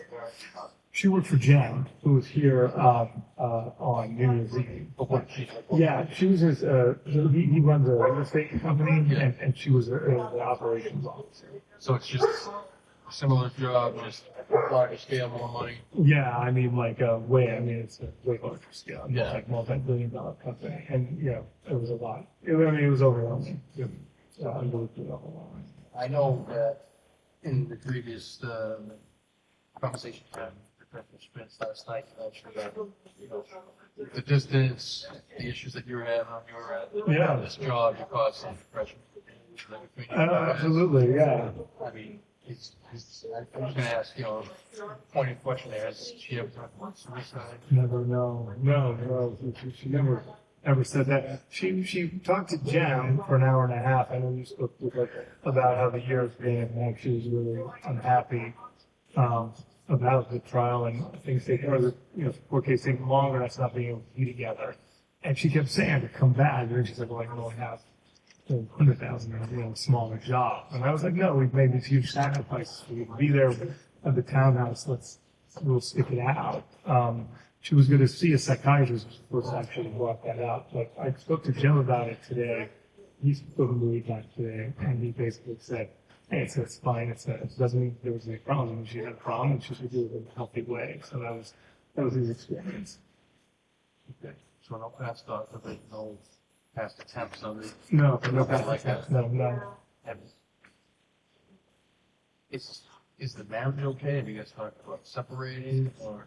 No, not at all. I mean, we've been separate, so it's been sad for us. We love spending time together, and think about when kids grow up, how much more time we have together. So, during the pandemic, with all the family time that's for us, it just wasn't like that. We really enjoyed each other's company. So, a friend, my mother was like, what do you think about Anna?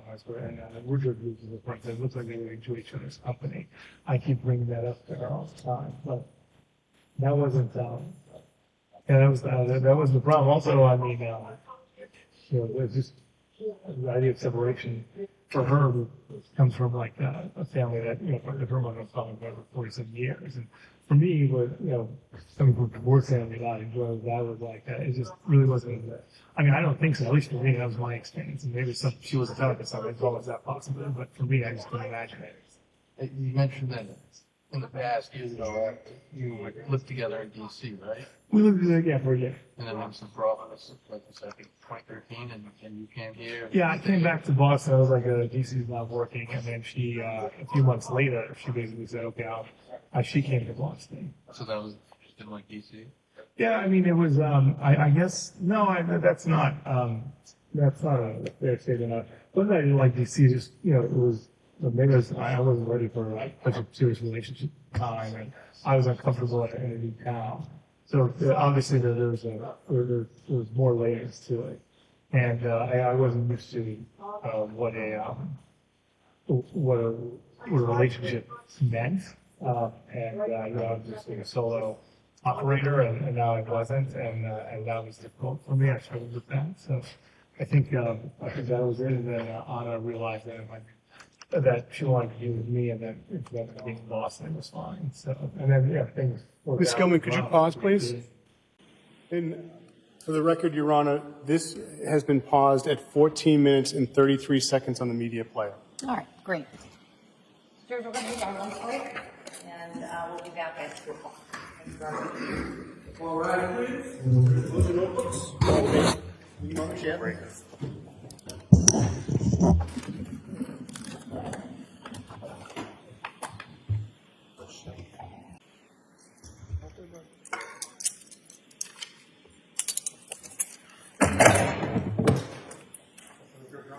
Yes, thank you.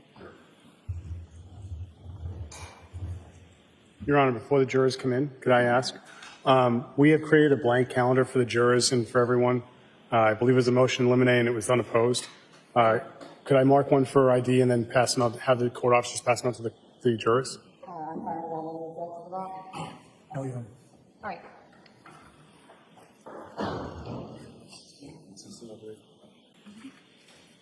All rise for the court, please. Jurors entering.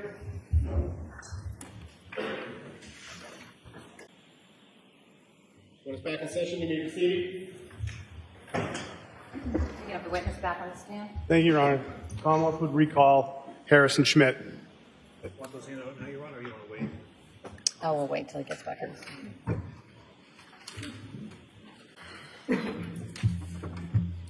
Your Honor, may we continue with Exhibit 54? I believe we left off at 14 minutes and 33 seconds on the media player. You may. Thank you, Your Honor. Ms. Gilman?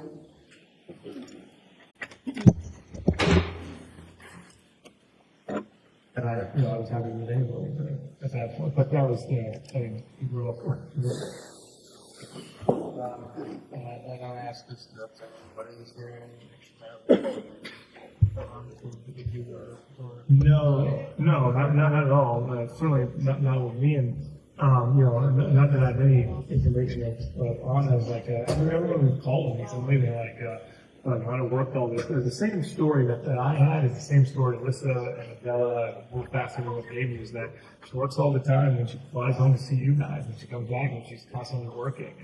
And, she said that she would like eat her bed and pass out a lot. So that was everyone else's experience. So yeah, I would be surprised that when we were younger, we were seeing when we were first dating, we were seeing other people. But that was 12 years ago, more. So in your experience, you had no suspicion that she was seeing someone else or doing anything like that? No No. indication that was going on? No, not at all. I mean, obviously, we were partner. We spoke a lot. That's why, people were like, "Don't worry if you haven't spoken to them." But we spoke all the time. We spoke in the morning and in the evening. So. And everyone, rings, talk about her husband and her kids. I mean, that just seems weird. But have an affair. She has close friends here. I know she spent a lot of time in DC, and when she came here, she was talking to you, family most of the time. Yeah. Did she have someone that she would spend time with here, like a girlfriend? Or... Yes. So there's Rima, a very good friend of hers. Ferreira, she is the head of HR for the Park Plaza Hotel. How do you spell Rima? I know I spelled the first name, not the last name. Rayma, or Rayma, so it's Rayma. And then Ferrer, which I'm not as familiar with. Picking it. Ferrer. Ferrer. All right, Rima. And you said head of Park Plaza? Yes.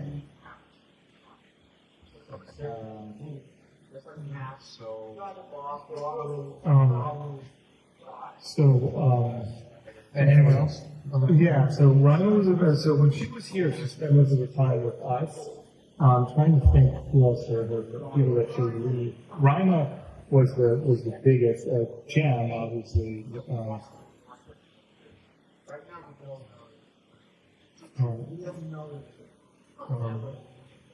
So I'm trying to think. Sorry. I'm not distracted. Rhino, Jam. Well, Peter Curry was here.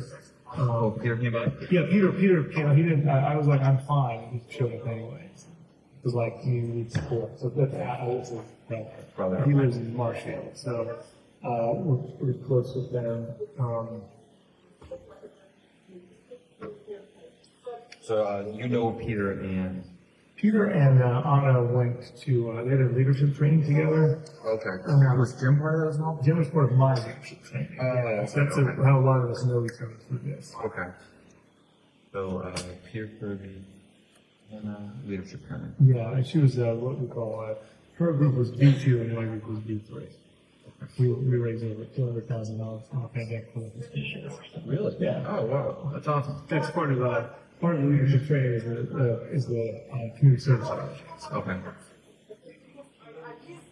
something Jim and I continue to discuss. So.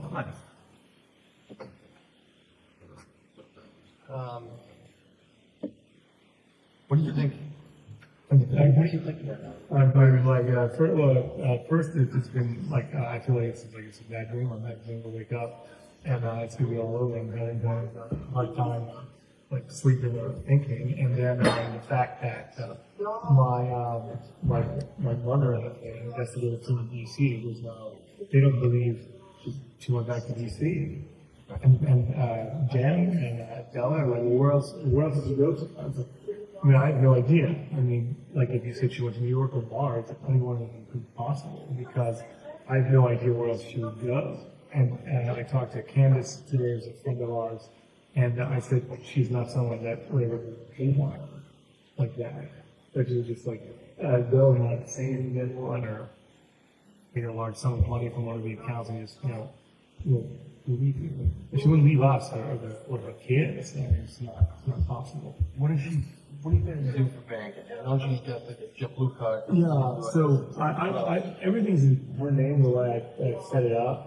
Like my grandfather's taught me, make sure your wife is always taken care of. And with my legal problems, it's been difficult. And also, she always pays things on time, and I do not. So With the bank institution stuff like that. yeah, so she's got Liberty Bank. She's got one Marvel's at a brand bank.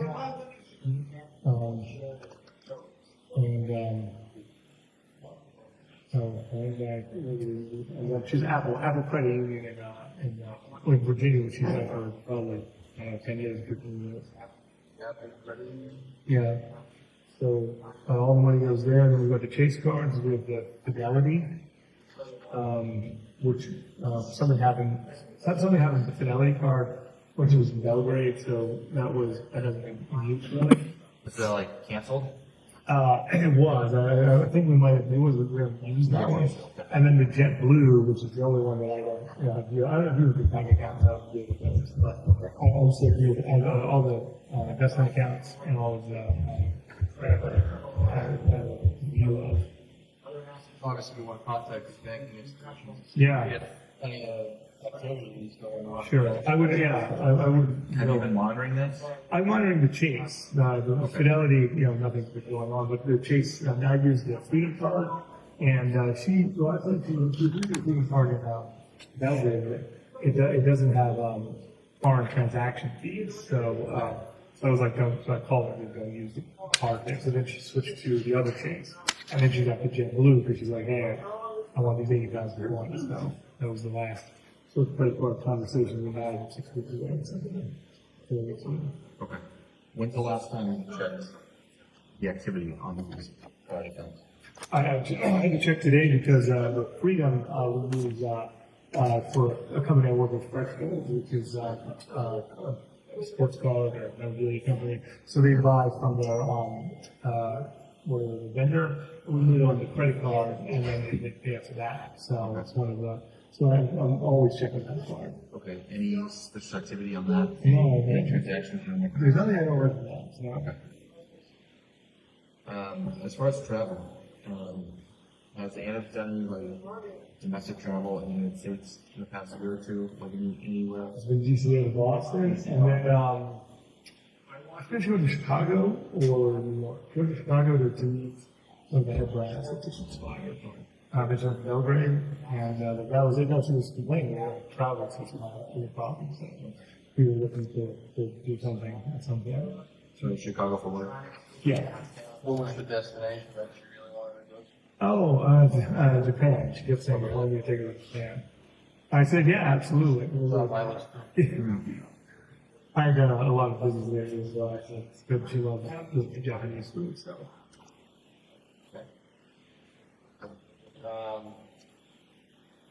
Going back to her phone, you guys have a family plan, or you had a family plan? Okay, so we have a family plan.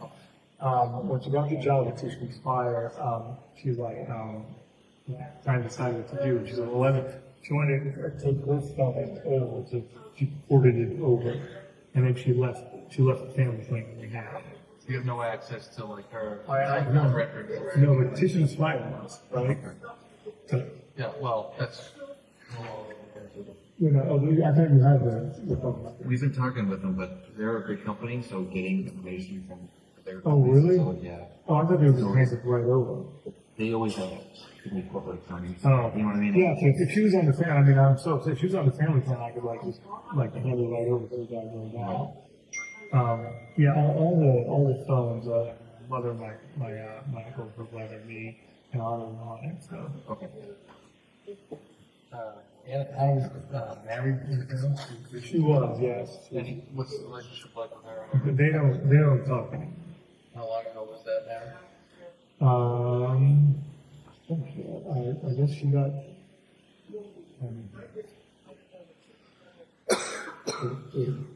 She must have gotten divorced in 2012. And it was only like the last 2 years or so. So they don't have genealogy or? I keep asking, was, Martha, like, he won't talk to me. They were talking a little bit, but once we started having kids, that was it. What do you mean? I'm sorry, you said you keep asking. What? I said, if you want to talk to Mark, it's been a long time, we had a good relationship. I mean, it wasn't a bad person, just didn't bad, so. But she said that every time she's reached out to him, he hasn't gotten back in touch with her. But he was, that's wording that. What's his name? Mark Knipp. Mark. Yeah, it's spelled Knipp, K-N-I-P-P. One of the chase cards, is under, for that relationship. Okay. We don't use that one, that's the first one she got with him, but then she had changed her name from, it says uncommitted on the card. It's still an active card. It's an active card, but, we haven't used it, there's $229 credit on it, and it hasn't been, no one used it for the last 6 or 7 months, so. She knows probably a lot of cash for her. So we've discussed this occasionally, but I mean, there's been times she only had $50 with her. Like, she had $10,000 when she came back from Belgrade to brought it for a lawyer who's Serbian, who lives in what there. Lives in it's quite a while near Boston, Winterville. So we took it over. So that would be a lot of money for her, but she has had $2,000 to $5,000 at times. But her personal use? No, she just cared if we have cash from Fresh Bowls, or if there was some money I could give to her. But then she would forget, so that there were times where she'd be carrying a lot of cash. But I don't know if she had a lot of cash on her this time, though. I don't go for the moment, so. But there are times where I said to me, she's only at $50.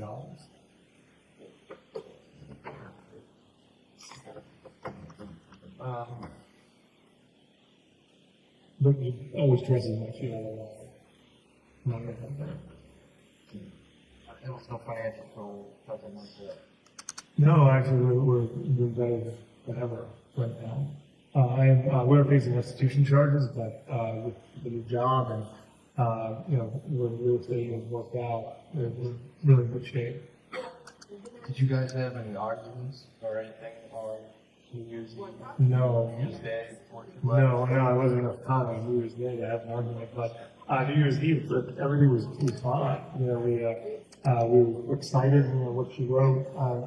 Peter saw what she wrote for it was very positive, and Jen was here, and there was, it was kind of 2022 was a hard year, but 2023 is going to be the best ever. And she was and he's just not, You guys have you had arguments, major arguments in the past, anything like that?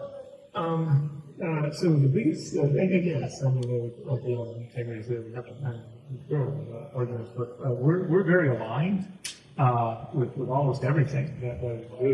We really have a lot of the same tastes, and ultimately we defer to each other with what the other person is good at. But the biggest argument we had in 2022 was when she had to go to Belgrade for 2 weeks, and that was the 2 weeks of vacation. And I was like, I don't think you can use your voice for 2 weeks. So I have to go to Belgrade. So that was our biggest argument, and I couldn't get in touch with her. My mother wanted me I think in terms of the first few days in Belgrade, because the phone didn't have international, so I was upset about that. So that was the only other time this year that didn't have, contact with her daily. So you normally have daily contact with them? Yeah, more than once. What's the longest you found with no contact? The 3 days in Belgrade, and there was the last week of December, there's some points in December where there was like 24-hour gaps, which was really not normal.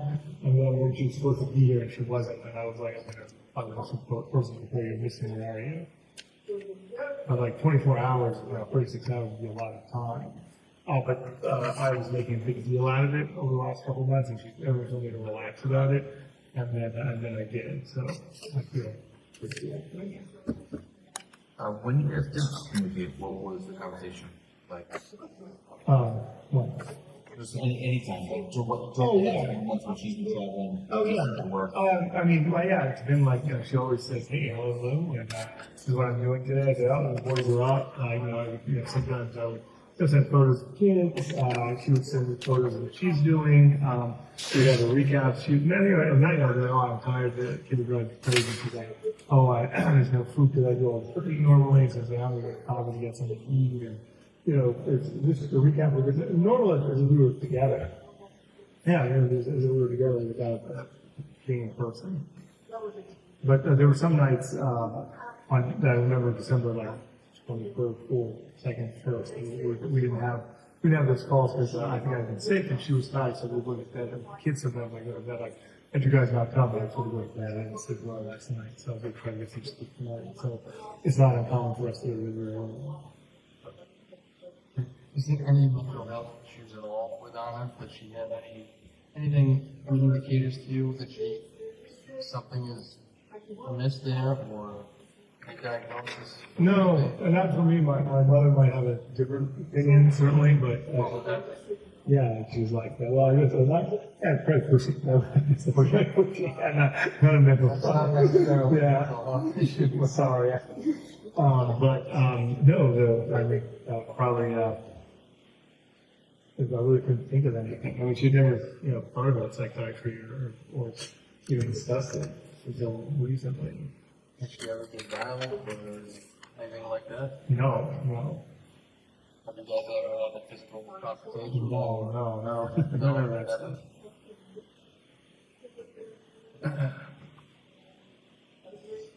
It's for us coming in here. It's tough because we obviously we want to find out as quickly as possible. We don't know her. And, there's many common reasons why people go missing. We're trying to get the answers to those questions. Well, please feel free to ask any questions that you have. Don't worry about leaving the pen. I understand that you're here to find out and you're working for her. Well, all right. I mean, one of the reasons someone goes missing is because they were abused or injured or assaulted. Did you do anything to hurt your wife? No, that's it. I wouldn't hurt my wife. I mean, I love my wife. All we want is to have a doctor saying it doesn't work without her. I mean, we can't function without her. You guys have never had a physical fight, nothing like that before? No, not at all. I mean, so there's no mental health, there's no financial problems, no extramarital affairs, no physical abuse. The only stress in here right now is the work, Being separated. separation, depression from the combination of those two. Yeah. Also, her mother being she had a major neurological event last year, and that's why she had to go to Belgrade. So we got pressure from that. But my mother has had some health problems. So, and then the kids, it all adds up. I mean, I want you to know, up until I'm looking at it now, it's nothing compared to this. But it seemed like a lot a week ago. Being apart, the mother's not doing well, the legal problems, the kids growing and worried about them. All of those things seem like a lot. To you or to her? I think we discussed them both. Like I was like overwhelmed by the 3 children, and she was missing. So it was a really bad situation. We discussed splitting them up, like Tom would go with her, and then everyone split up. And why did they help my parents? And I was like, how's that going to be for your child? I mean, we did not have a good solution. I mean, up until, I mean, it felt untenable until right now. I go back to them, and it's very, very easy to make it work out. Because I thought my partner would be good a while to work it out.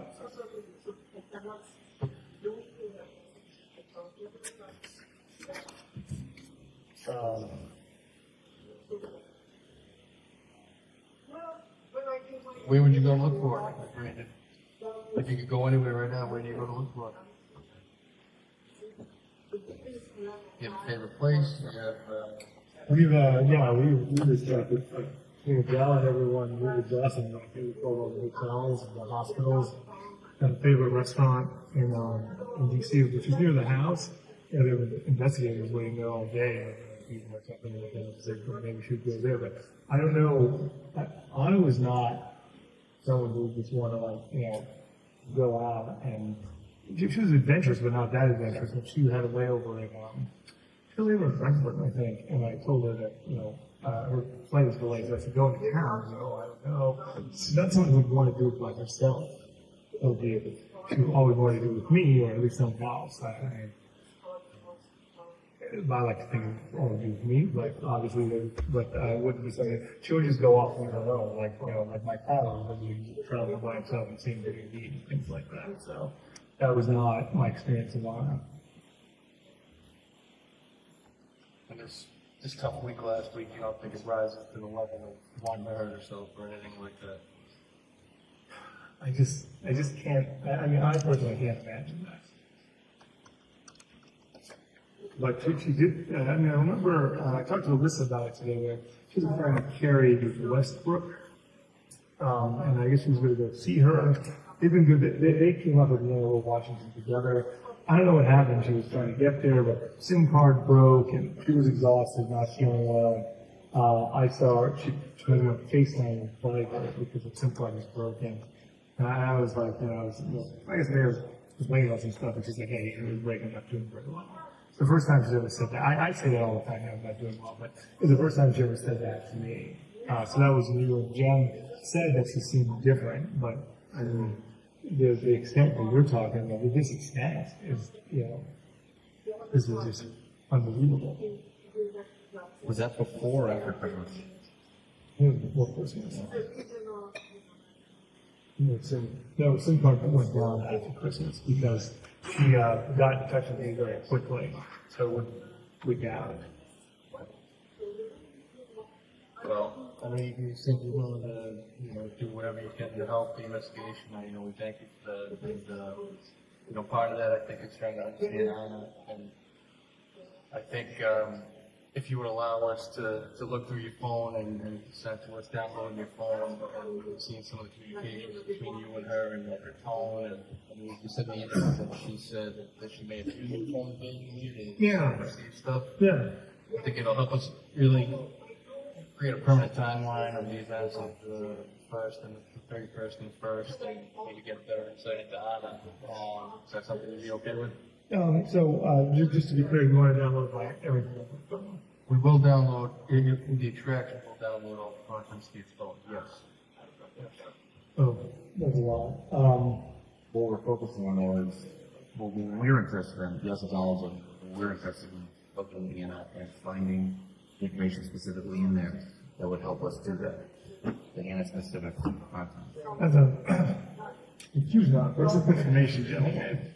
It's a big ask, but there's a lot on the line. No, there is a lot. You know what I mean?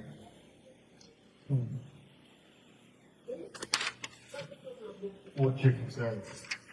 I don't Are know. there other legal issues? That's one of them. I guess my request would be, I'm willing to do anything, but my only request would be because Tracy might have called me today about what's going on, and Who's that? Tracy might have representing me. Okay.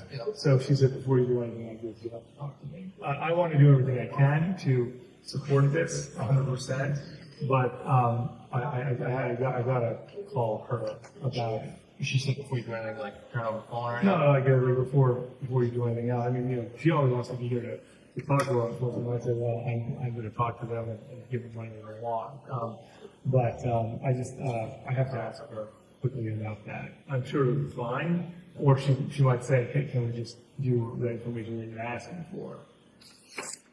Well, that's all we would be interested in. We'd be interested in different people on there and dates. The 31st and the 1st for residents that are interested in your other tasks. No, I understand. And, that instead of leaving, that you're represented by counsel in that matter. I don't, I'm not legal, despite being a police officer, I'm not a legal expert, but, talk to your attorney, but I believe that require a search warrant for that stuff to be used against you, and that's not what they're looking to. How long would it take for you to download it? It would take, once we hook it up to the machine, which is in Canton, it would take, depending on how many gigabytes it is, a lot of. Yeah, Then, I don't know, it could be 30 minutes, 32 hours. okay, so now it's, About an hour to download. Yeah. I think it would be useful to our investigation. Okay. All right, well, I want you to know that I'm absolutely, that is my intention. Sure. And my only request is to talk to Tracy and let her know that that's what I want to do. At least let her give me what my exposure would be in life. Just so you're aware, it doesn't matter. You've got a lot of time to not investigate the crime. This is a missing person. No, I understand. We're here at a community care taking function. No, Just so we're abundantly clear. I'm fully aware of that, and I appreciate it, and I want you to know I'm not going to. I'll be very quick with it. And if Tracy and I were talking in the morning, then what would be the process? I would just give you the phone, or come to Canton, or I have to be away from. I do a lot of work on the phone as well. It's the, We can come get it, and we can actually potentially do it here. Yeah. oh, really? We have a portable device. Okay. Bring it here, do a download. The guy who works in my office that does it efficiently. We can send him over.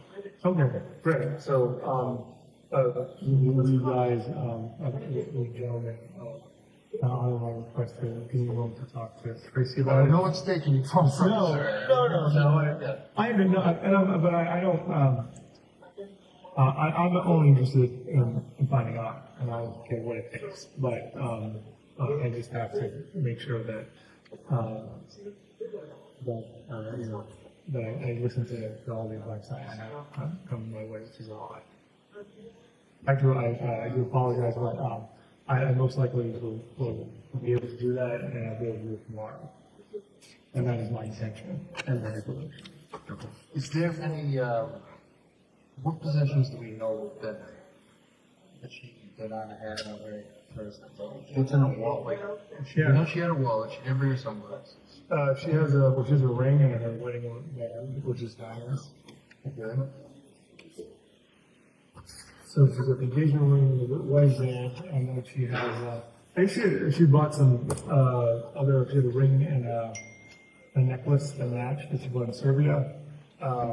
Then she had her luggage, Louis Vuitton, Prada, and then she had a Prada bag, or usually a Prada bag. And then, what else did she have? She was a Rolex or Hermes watch. And, Rolex or what? Hermes. Hermes. Hermes watch. She would have, she had some gold earrings. She was just wearing all this. What she liked? Yeah, I think she had the Rolex or the Hermes, but it was the Hermes watch she had. That she read. Yeah. It's not here now. Yeah, so because everything's at Washington D.C.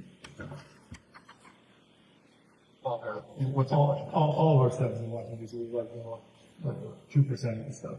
But this stuff here came with her. Yeah, it's all this came in. She said short black jacket, is that right? Yeah.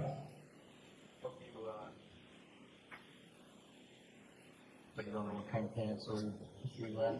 Yeah, I'm not sure. And 100 boots is weird. Normally she wears those are very like leather boots, like Prada boots or something she wears. So, so that was very familiar. So that was he was there.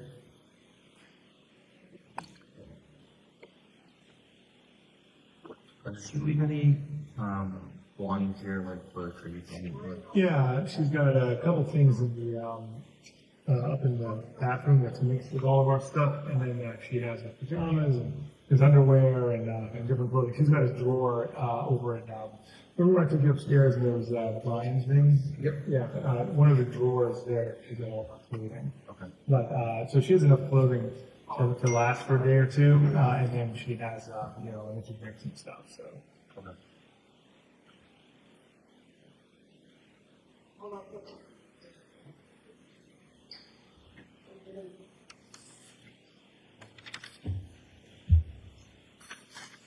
Have you had Conversations with Thomas about what exactly he's doing that doing? It did. It's all, it was 6-year-old girls. What do you got, buddy? Did you make some? Oh, did you just make some art? Oh, that's so nice. What do we have? Yeah, you want to explain it?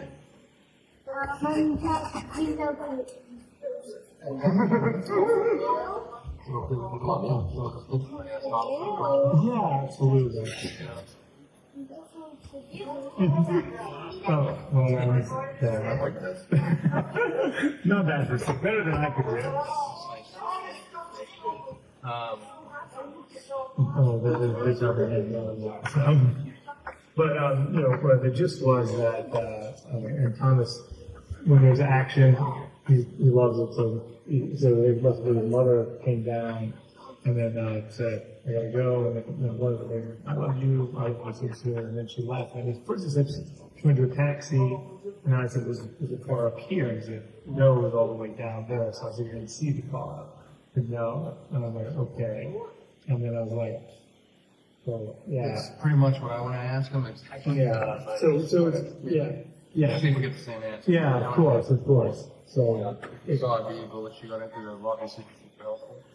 It doesn't sound like he did, but we'll ask him again. yeah, and he kept saying it was a taxi, and I was like, But but I just I know you mentioned what I can't remember. Did she normally take Uber or Lyft? Normally it's Uber, but she has Lyft as well. I know that. Have you guys ever called like the local taxi company before? I have. I called John's Taxi or something several times. I forget what it was, but I pull it up and I would call and go across. I would call in the mornings. I didn't book here on time. It's very hard to get into like 5 in the morning. Right. How did you normally get into that? Yeah, but Uber. Yeah. Did you guys get in touch with Uber? That is one of the people that are getting back to us. Because we've called as well, and they don't like not. But I said it's they say I'm sorry, I can't do that. Right. But that's like Jim at Miller, like we just have to find out what your Uber took, and I was like, that would be helpful, yeah. And that was under her name, like Absolutely, yeah. not not business account or anything like that. All of the apps and stuff are under Or it would be under like her Tissue Spy? or Nip. Oh, no, I don't think so. Something like that. No, the last thing Nick was that credit card. It's a pain to change names over in all your accounts. Sometimes you just leave it alone. You know? Yeah, well, when we met, we were switching Europe, and then when we got married, we were switching Smith and Walsh. But I don't think there's anything left. Really, it's just like maybe in Belgrade there is. And she doesn't have a Serbian passport. Okay. Just serving She that. does, Is she have US also? yes, yes.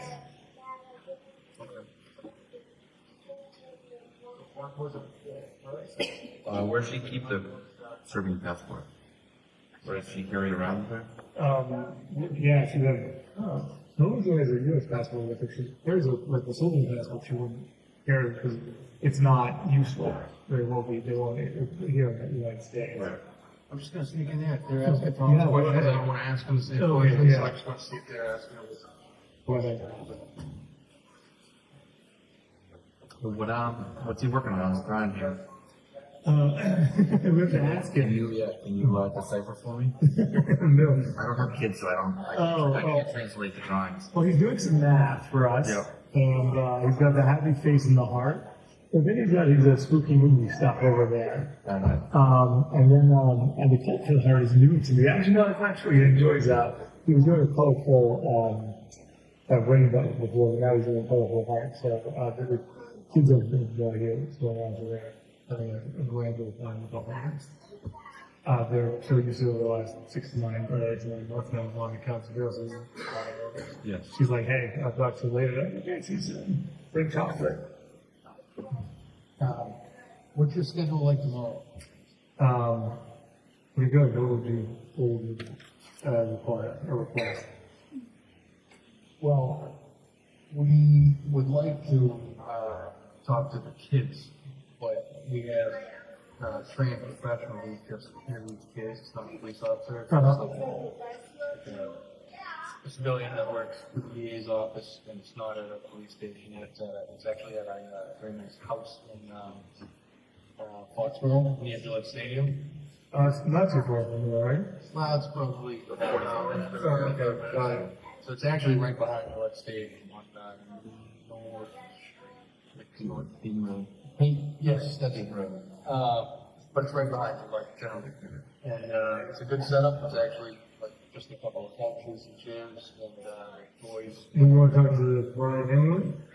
Just bring the kids. Well, obviously the 2-year-old is the 3-year-old. Right? Yeah. Not speaking, I'm guessing much.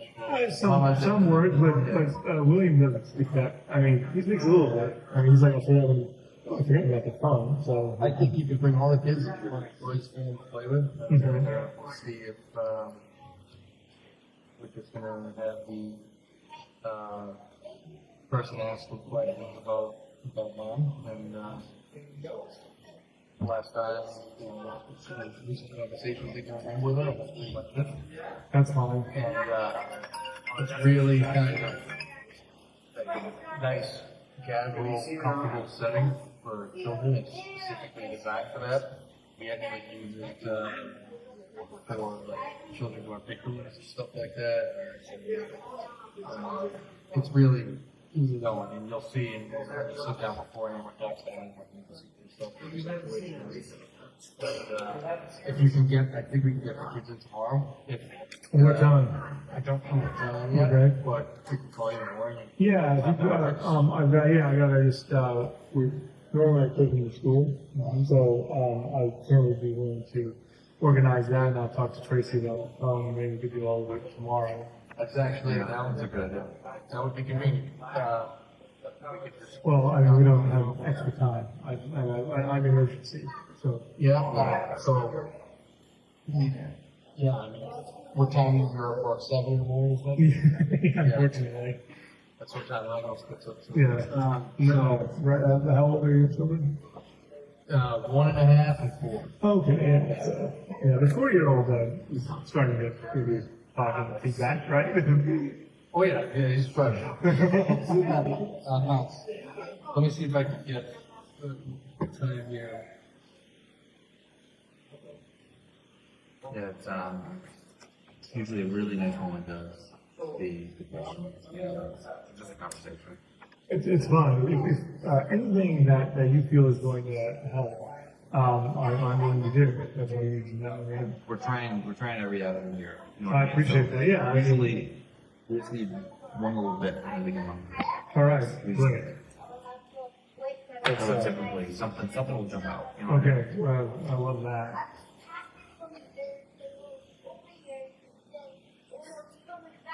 Well, Tom's gonna have the time of his life. If there's one, we'll probably talk. Yeah.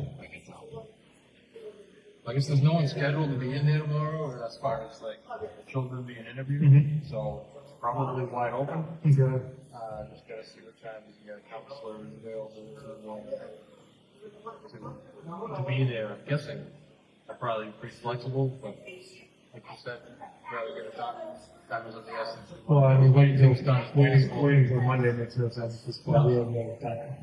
Yeah. So we can talk in the morning with the firm. I'll try to get you like a tentative time. Well, we can just plan on it. I mean, we can. I don't know if we would like 10 o'clock work. So Janet, these are not, right? You have plenty of time to fill it out. Okay. Plenty of time. Oh, hi, William. Hey, buddy. Say hello? Yeah. Your iPad? Yeah, I'm going to help you find it, okay? Okay. The terrible mistake of giving the iPad to the young age now. That's ruined everyone's life. Remember when we didn't have electronics in bed when we were younger?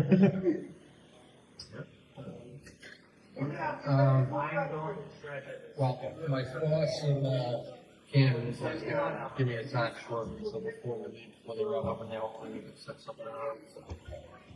Any other? Trying to think of anything else on that before we terminate that. I'm trying to think. Is there any part of the house that we didn't consider looking at, or did she leave anything behind? Like any? No, but if you guys want to take another look, I mean, certainly we can do that. If that's supportive. I know, I know you got to look into that. Right. But your job, I'm not. But it's neutral, so don't worry. We have a new set of eyes, so I need to just check. Okay, yeah, hang on. I love that, yeah. Is there an attic? Yeah. Okay, so we didn't hit the attic. No, That's no, fine. right. So we definitely want to do that. Yeah, okay. It's not one that you can like walk around. And, Right. we tried that, and I broke the ceiling. I fixed it. Yeah. 10 o'clock, anytime Kristen is in the council that we have room, and I guess any time works. So 10 o'clock sounds okay to you? 10:30 or? How long is the session? Because that's an important distinction. Yeah, it is. I mean, they can go a long time, but Like an hour? those are, the long ones are when we're actually have like a specific incident or a crime to actually dive into. This instance is gonna be like, more of just like a conversation, how the their sense of how mom is and stuff like that. Yes, so I think it's gonna be good. I guess my answer is I don't think it's gonna be terribly long. Well, do you think it'll be more or less than an hour? For both of them, I would say an hour. Okay, so it's an hour.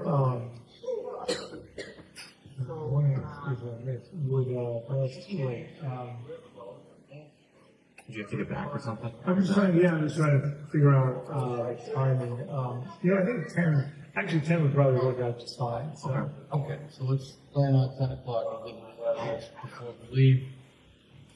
We'll plan on that for 10 o'clock in the morning. Okay. Yeah. All right, so you don't mind if we just take? No, I think they have a floor. Yeah. No problem. Yeah, do you want me to, I'll mark this up. Yeah. All right. It is, 2053, Thursday, January 5, 2023, turnout report. Sergeant, I'd like to ask some questions about January 5. After that, well, actually, there's people talking in the room. Who are they? The people talking on that table? No, there's conversations going on behind you, it sounds like. What's going on there? Detective Lieutenant Lopes and Sergeant Buchanan are interviewing the defendant's mother, Diana Walsh. And after the interview, did you have the opportunity to walk around the residence again? Yes. What did you see in the attic? I went in the attic. The attic's unfinished. There's insulation and exposed floor joists. But nothing else in there? Correct. Did you go back down the basement? Yes. What did you see in the basement? If you go down the steps, to the right is utilities. If you go left, there's like a refrigerator. There's some storage boxes, some trash bags, some cleaning equipment. Did you do anything with the trash bags?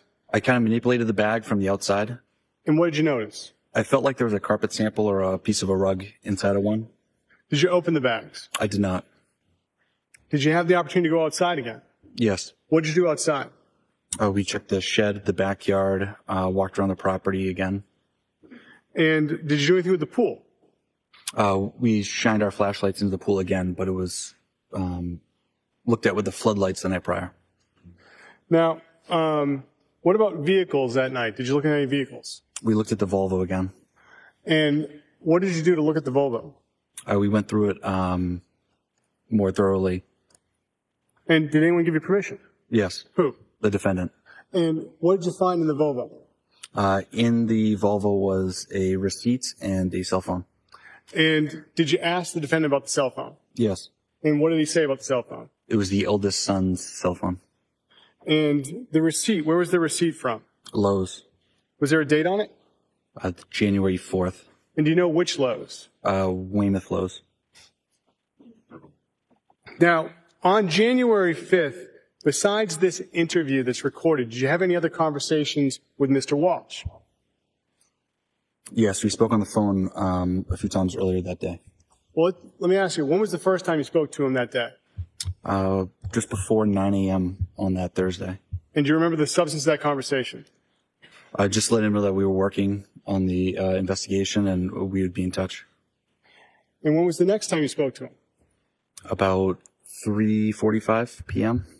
And what did you talk about in that conversation?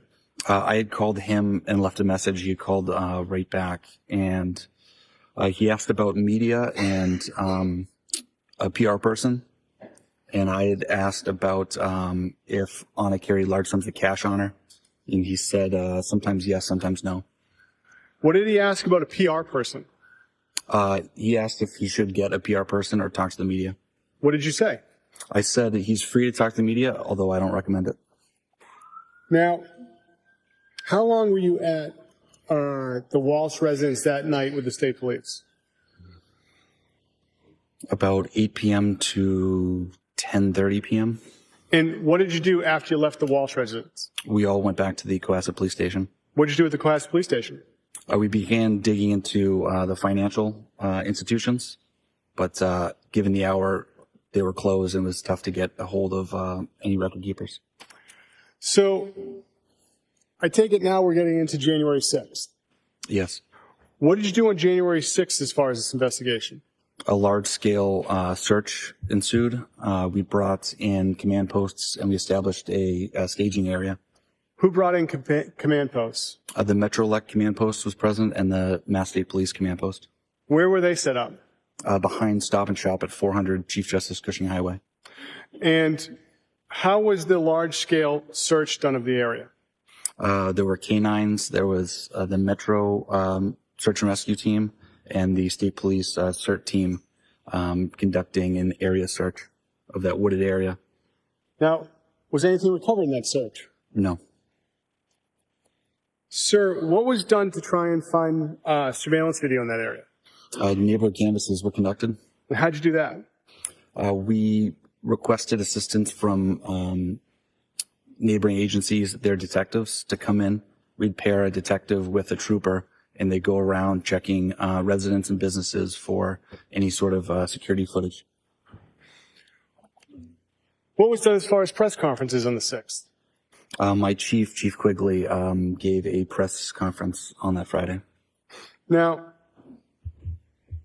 did you have the opportunity to speak to any people as far as witnesses on the 6th? Yes. Who'd you speak to? Jem Mutlu, And where did that conversation take place? the Cohasset Police Station. And who was with you when that conversation took place? Trooper DeChico. And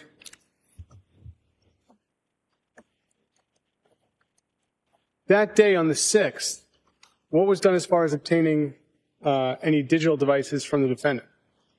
We collected on consent some digital devices. And who went there to get those, if you know? Lieutenant Fanning, From what department? Mass State Police. And now, sir, when is it the next time you had the opportunity to speak to Mr. Walsh? after the interview on the 5th? I spoke to him on the phone Friday. The 6th? Yes. And after that conversation, did you ever speak to him again? Saturday. Saturday. And where did that conversation take place? At the same dining room table in his home. And who was present for that conversation? Myself, Trooper DeChico, Trooper Proctor, Attorney Minor, and the defendant. And about what time did that conversation begin on the 6th? About 2 p.m. Was anything returned to him on the 6th? The digital devices that we had on consent. And were you present for that? Yes. Now, have you had the opportunity to review the statement from January 7th? Yes, And does it fairly and accurately reflect the defendant's statements? it does. Your Honor, the Commonwealth would seek to have marked as Exhibit 55 the next drive that has the interview from January 7th.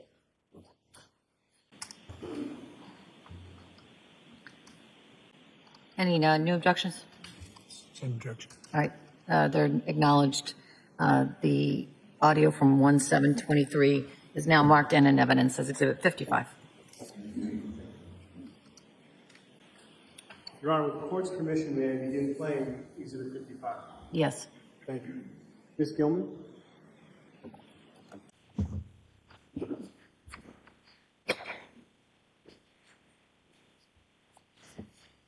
The recorder is on. It is 13:52 on 2023. My name is Harrison Schmidt. I'm a detective with Cohasset Police. Our president is. Dave DeChico, DICICCO, Trooper with Northwest PA. Proctor, PRO, CTOR, Detective of Norfolk County, Police Office. Tracy Minor, attorney for Brian Walshe. And I'm Marital Walsh. Thank you. And we've agreed that I get a copy of the report. Absolutely. Not a problem. We were just talking about looking the emails and passwords that on they use. And, so staying on that topic, let's just try to go through all kinds of communication that we go on. I don't know if she has a cell phone.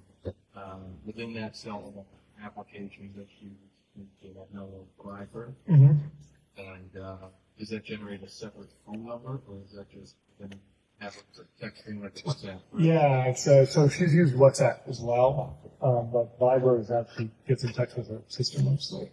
But she used it a lot when she was in Belgrade.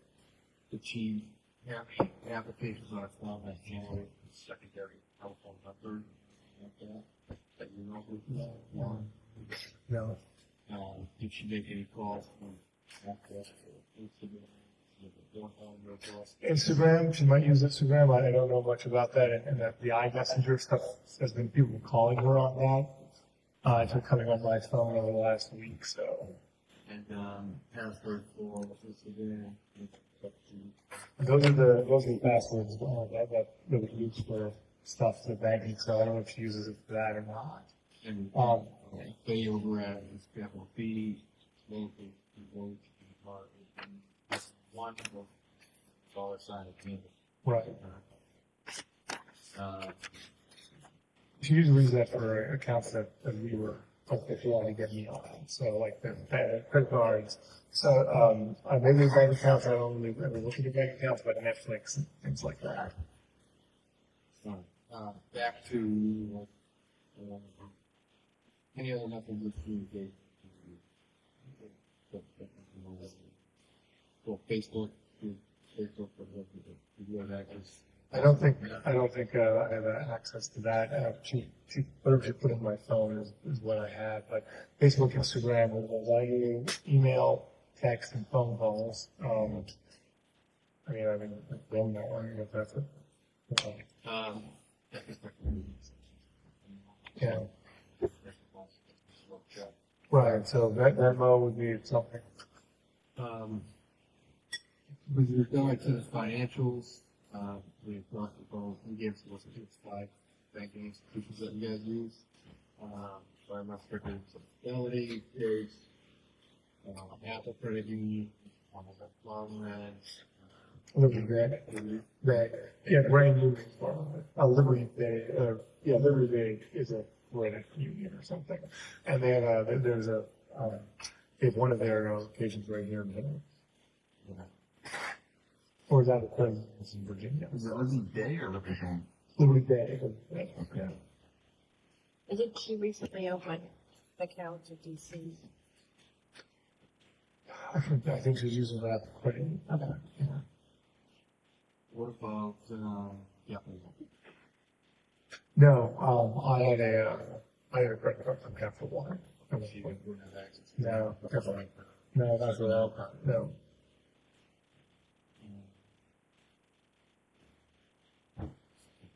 All right, let's, anything else we move? The money that was moved from sale of the house to the at escrow or 1031 exchange. Yeah. I think what else? I mean, And where is that, on the company escrow? Oh, just something back to that one. Yeah. But I think you said, what was that, what, $250,000? Yeah, so 200,000. And is that, those are proceeds from sale of the industry? Yeah, yes, 10 December 20. December 29th on sale at the report. That's when the money hit. Yeah. And, what is the property that the Cham's slated to go into? Well, there wasn't anything chosen yet. There was possibilities of multiple work, but there was also, talk about something here in Massachusetts. Okay. But Baltimore, I think, was the main focus. Yeah, you guys haven't forward. No, there has been nothing. And, you have a couple other properties in there? 2 in land, none in Revere. Excuse me. Yeah. And any other, assets? There's I don't know what's in Melbourne, but, there's a condo there and probably a small bank account that her and mother share. That would be at, bank. Yeah. Is the condo right in her name or her It's in mom's? my mom's name. Then there's a piece of property across that her and her sister own. There's a piece of property across from the condo of Belgrade that her and her sister inherited from her father.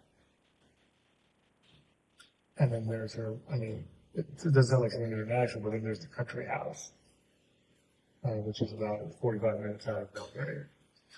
That's in her mother's name. It was never in her father's name.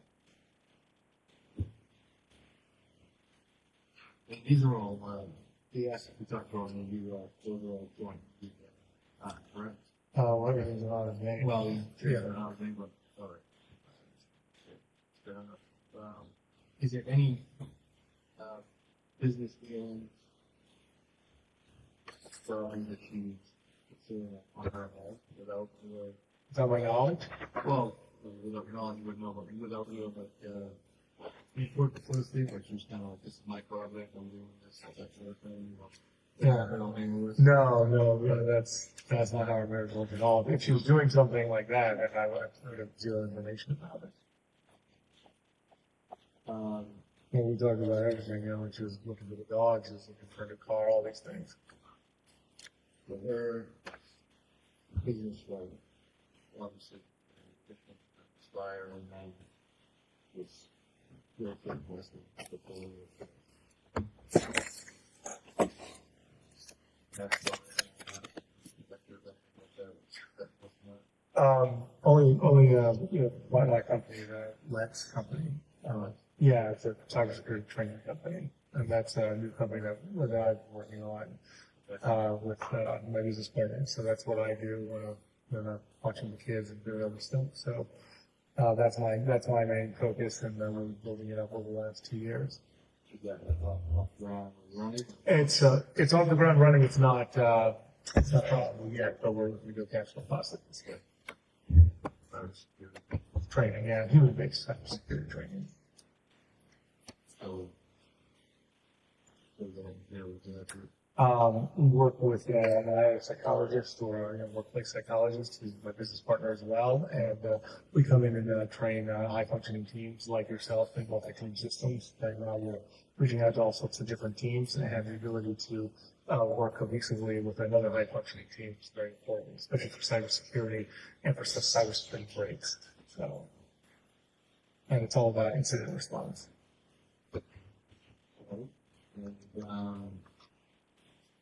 Any major plans and losses with that?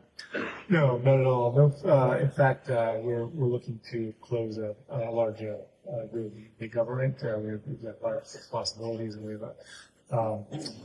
places to recoup that and actually to use that money for restitution. Yes. What was the investment in the cybersecurity? Yeah, I can actually remember the exact numbers on that. We've, I guess it would be 90, so let's say $80,000 over 2 years. That's on track.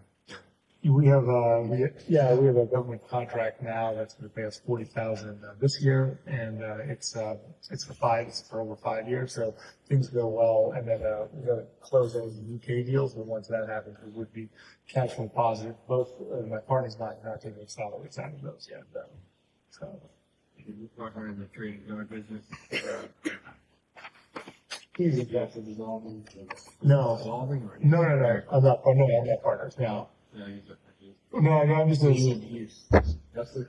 yeah, I was a support system for him, and we're friends. So I saw opportunity during the pandemic. Things have really cooled off in that market, and that's why I'm moving to Unwind, and hopefully he'll go with. He got with one of his partners, and then he and someone else are going to run it themselves. When they're bringing on a couple other people, just he's invested over $100,000 in the business, and he hasn't taken any money or salary for the last 18 months, and he's looking to make another investment in the business possibly. No idea. Trading card business. Oh yeah, neither did I. They have some boxes like $10,000. It's kind of insane. So it's a plan for moving partners to, is that how you're gonna improve your 50? Unclear at this time, excuse me, but he is bringing on someone who's got a huge amount of inventory, which is what they didn't have, and that's been off the sales of that. I could make my money definitely. We brought on prosecution. Yes. So what is the timetable for that to be resolved? What's going on with the, We don't have a timetable. you know, That's my only. I have been pressing to get as much paid as possible, as soon as possible, but we don't have any deadlines. So is the case of devastating? How that works? I would like as much restitution as possible to be paid prior to sentencing. Yeah. At sentencing, whatever money has not yet been paid, we will have a time period to pay it by probation. It's usually 3 to 5 years, typical. Okay. But it's always beneficial to everybody, to the defendant, to pay on things as quickly as possible. So that's always my goal, but there's no timetable imposed. What's the total amount of restitution that's settled? Like, ballpark. But popcorn at 50,000, Well, we've already paid close to 200,000, I wouldn't pay that much. 175. Like that much.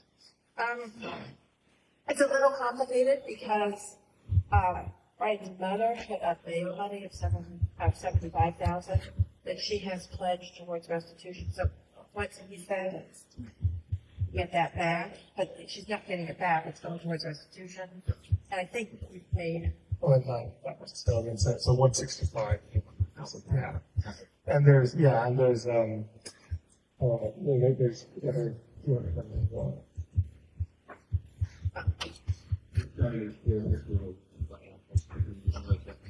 Right, just so you know, Anna's main thing was like, what we were going to DC. And the reason why I couldn't was because it's not resolved.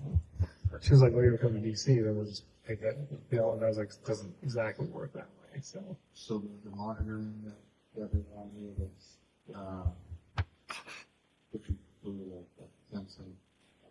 it was supposedly, it would have been cool in October. I think so, October. Team savings that when we got that something that you use for things or? I went down to Cohasset town and got here and I opened up at the local bank. It was just a little bank in the United States or Massachusetts. And I thought, oh, it's great. I'll have a, personal account there. I never used the Hingham savings, but all the restitution money went in. I took, so I put it all in there and wrote the check out. So that was the whole point of that. But I never did anything with that account. No access to it at all. I never was in place for over a year. Possibility that she had an account that you didn't know about?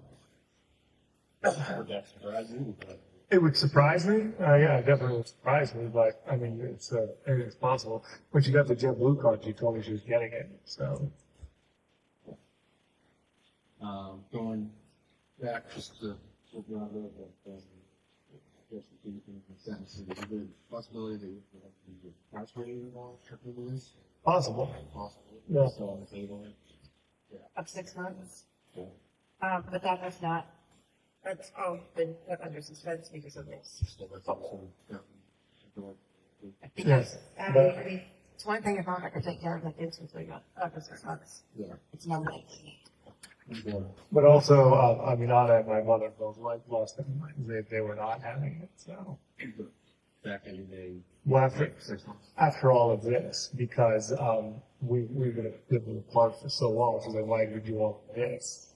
Why do we struggle this much? I mean, the cost of this house and running to a townhouse and all the travel and not being together.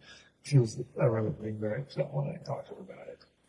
You guys discussed the plan for the kids if you were to go, say you were to go away for 6 months, like We discussed the plan of the kids going to DC without me. Yeah. And we discussed that on September 1st because we only got this house for 6 months. Yeah. I had said, maybe that's not a good idea. I don't know how long I will be able to see you or the children. And you'll be all by yourself. There will be room on the support. But, we decided to do another 6 months here, which ends March 1st. Now, as we had a difficult holiday season because of, not being able to see each other and her mother's illness and having to go to Belgrade, take a vacation there, not here, I said, maybe it's time to send the kids, and I'll get a smaller place and we'll have to figure it out. And she said, well, let's discuss it. We're supposed to discuss it, for the new year and especially after the news that Tracy gave us a few days before. And also, what's Tracy going to say if I take the kids and I try to deal with the kids? And I said, but I also said, you're exhausted without the kids. Think about what that's going to be like, having 3 boys at the house and we want to leave home. So there was a lot up in the air. There's not stress with that. Yeah, that's a big life change. So what, Dominique over there in DC? We were thinking of moving Robin. Robin is relatively new. We were going to ask her if that would work out. When she was in Serbia, she asked a few people if she was going to fly them that baby. Her mother and my mother can no longer support the kids. They're just not in shape. They were a few years ago, and now it's just not possible. She's like, bring my mother, and I was like, your mother's like she can't allow us. Yeah. Well, they were watching, her mother did help us a few years ago with 2, but it just wasn't possible anymore. So, especially after she had her large orthopedic last year, so. So how did that conversation, where did that last? Where did you guys use that? Well, I left a message for her, and I was going to get more information from Tracy, and I was going to speak to Anna, and I'll speak to my mother about it too. They both have a huge investment. Nothing had been decided, but that's where the thing was. Okay, so I'd like to go back to the first left here. We really need to find out what you did that day and what your timeline for you. I know that the previous couple interviews, was that, I left him on the 6th, and he got up at 7:30. Yeah, a little after 7. 7:30 with breakfast. French toast, yeah. That's the food. Yeah. Yeah. Not getting kicked or anything. Yeah, right. Why don't we just start at, when you got out of bed? Yeah, of course. So we were getting out of bed, and then because Brian wakes up, and then I came down. I didn't change in Brian because I have to go in the Williams room. So sometimes, like I said, I'm supposed to in the morning. I don't always. And then William was still asleep in his room at the time, and Brian was up. Brian likes to come down the stairs himself, so I got down, and then Thomas started on the couch. And he started going, "I leave early for work." And he's like, "Yeah, I already know." I said goodbye. He's like, "All right, French toast time." So Brian came down. I made the breakfast, and I emptied out, cleaned up after some of the stuff from last night's dinner. Emptied out the dishwasher and that stuff. And then I went up to get William and bring him down for breakfast. So then we had the breakfast, which is the kids love the French toast on days off. And then was it coconut melon? Was I think what I put on for the kids. I think that's what it's called. Yeah. Yeah. So there was that. The kids had their iPads too, as you know. There was a lot of new toys that we were playing with. So that was most of the morning. And I love the phone at the time. I think I emailed. I made sure it was so Zach and Daniel, who basically work at, we're always in contact every day, so I wanted to know that my phone wasn't working in case something was coming across to let them know that I can only get emails on it and my mother. So those are the 3 emails I sent out. I was going to send out more, but I just didn't have time. But I think the phone show up. So Robin came in, and the kids were excited to see Robin. And then I got ready. I hadn't gotten ready at all. I showered and everything like that. So and I had time from 3 to 9 to leave the house. And it was to go to my mother. But I had to go out and get the milk and the juice and some other things. Mainly the milk was the reason why I went to Shaw's. And then I came back and set that up. So I left at 4 instead of leaving at 3. And then I drove up and saw my mother, and then a couple errands, CVS and Whole Foods is the main things that I remember. I talked to her, the usual stuff, made sure everything was doing well, and then I drove back. That was my main. That was the main thing. I think I got back, at 8 or something like that. So you're in the house the rest of the night? Yeah, that's it. So my times are pretty strict. So and you call, I'm 100% compliant on this. Right. So when you first left the house at John, Yeah, around a little after 3. and I think you were warning him. I might have gone to Walgreens. I think I might have had some baseball cards for Thomas or something like that. Yeah, I only know about it because of the Fresh Falls. Barnes and Noble is the place where you get the baseball cards too. So you don't often go to Walgreens. I do go to Walgreens a lot when I'm next to Shaw's. Yeah, so I don't recall. I was pretty focused on making sure I had enough notes. Okay. So then after that, you come home. Yeah. While you're here. Oh, I just got the stuff in the fridge and basically told Robin I was heading out. Checked on the boys and things like that, and then I was gone. And but directly home. Yes. What was that? What's that anniversary? 3:30 there. That's You were Paradise and Swampscott.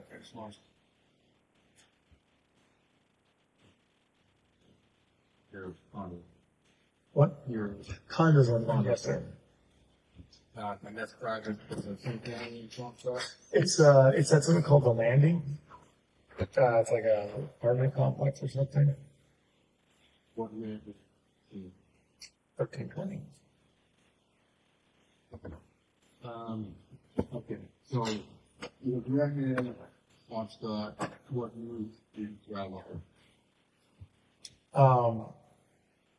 It was a little difficult because I got lost because I didn't have the GPS. Okay. So it took a bit longer. I went the wrong way, and then I came probably, so what did I do? Because I normally supposed to go 1A, I went 1, and then we came across on 114 or something, and then was able to get up to, what's it called? The swamp sky. So it took you longer than normal. It took longer, yeah. How long do you estimate it took to get there? No, I mean, with no traffic, we can make it in, maybe 60, 70 minutes, but I probably took I took over a little bit over 90 minutes, maybe. So I was probably there, there before 6, but after 5:30. Okay. Where do you think you got lost? I went on 1 instead of going on 1A, and I kept driving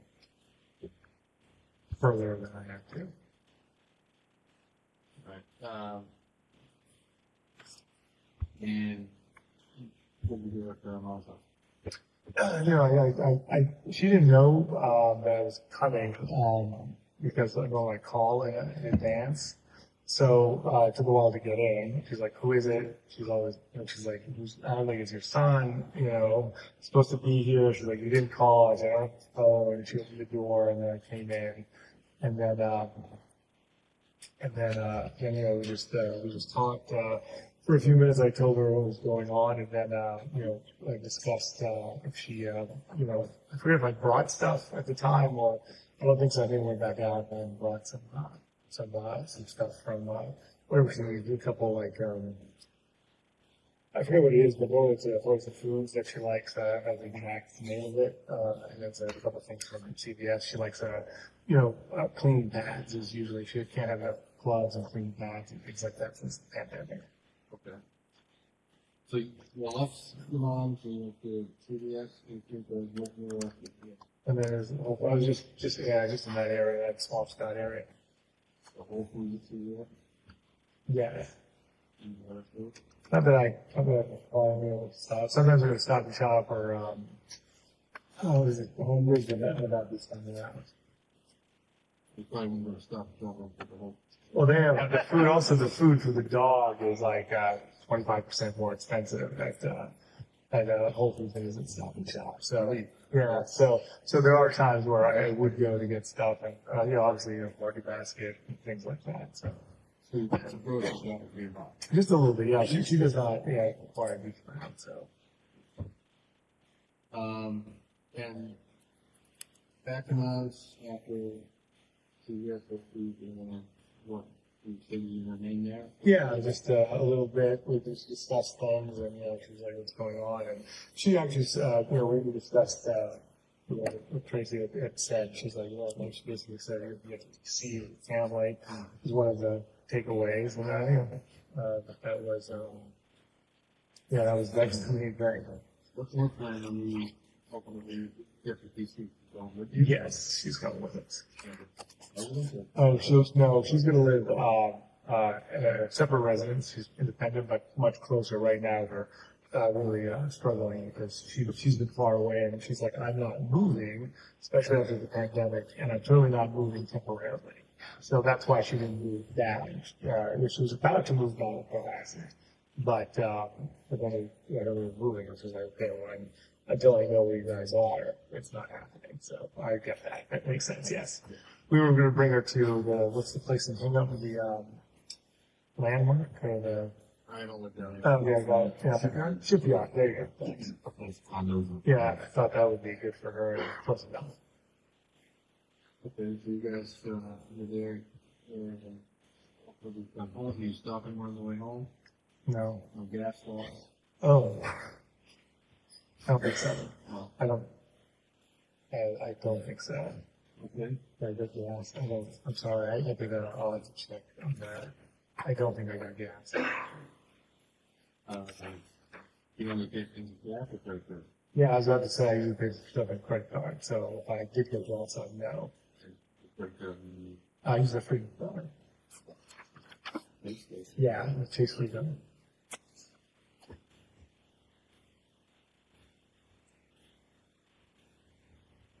that because then how that was joint? That's a joint account. The Chase account's been on and on, yeah. Okay, so from Swampscott, come directly home, and then I think I looked at you, wanted to, Yeah, that's all right. yeah, it does sound about right. In the business records, it has like a description of, well, you have to notify them in one week, right? Right. And what is that done? Is that done with one where you tell them? Oh, no. Every day? Is that No. So, with Marlene, every Thursday I send her an email. If you go through my emails, you can look through all of those. And I say, so these are the requests for the week. This is what I'll be doing at this time. May I have permission to take, to school or whatever it is. Now, there are some other things that are constant, like taking the kids to school is all set up, right? So I have to take school from Monday to Friday and stuff like that. So those I don't make requests for. The other things, like if I have to see Tracy in person, or see my probate lawyer, or support my mother, or take kids to a game that's not. I make those requests in advance. If anything changes, I am able to ask about changes. They're supposed to be 72 hours in advance, though. So same day would have to be an emergency situation. Okay. I think that particular trip that on Sunday when we went to Swampscott, I think the description says mom's robbing. Yes. So I was supposed to take, because she was having cataract surgery, so she was coming over. What was it happen? So she was going to come over. I went and I picked her up, and I brought her back to the house. So she was okay. So let me figure this out. We went on the 20th or something, or the 21st for surgery. At that point, she couldn't do a lot, so she was at the house here to take care of her. Then I drove her up, set her up at her place so that she could be comfortable away from the kids. She's not able to stay there for extended periods of time. And also so that and she likes to leave on, and I can have time alone as well. Then I went to pick her up and brought her back, and then she was going to stay until first. She left early, and I said, I'll come up. And she's like, I have everything. And I said, okay, I'm all set for Sunday. I'll come up and make sure you're all set for the week, so that we're all, everything's good. I'm glad you're feeling better. So we didn't know how fast she recovered much quicker from this cataract surgery than the first one. So I went up to support her and set her up or off, so that she made sure she had everything. So the day you did drop out early, what was that? No, her car was here because we brought her car in before her surgery, and then she's like, I can drive, I'm fine. She left on Thursday. Okay. So you're here Sunday. You go on Monday. Do you have any scheduled? I can't call my head. I think I don't believe I had scheduled time on Monday. I probably took. I guess I did have a little bit scheduled time to do things with the boys. Normally it's for school, but they didn't have it, so I took Thomas for I really think that was for ice cream or something like that. So to mix it up a little bit. And what was the other thing? I think that was it. That was the only time I left. I don't remember leaving in the morning. I thought you said Thomas. Other boys stayed here with a while. I don't remember. I think I had her come over pretty early because Anna had left, and at the time I didn't have the phone. If you look at the text messages, she's like, so when she left on Sunday, I said, hey, can you come on Monday? I'm all by myself with the boys. I don't know what's happening on the phone. She said, sure, but she texted me and said, is 9 okay? So I was getting in touch with her. We didn't have the phone at the time, but I said, that's when she went out and went through all the garbage in the middle of the day, looking for the phone. Yeah, I'm saying for sometimes. Right, yeah. Is there a speaker? There was a speaker, and then there was the coffee grinder. It's like, that was kind of weird. What kind of speaker was I don't know. It's something that Anna had gotten, but when once it was clean, it didn't work anymore, so it all went back in. But I appreciate it, Robin, bringing it all out.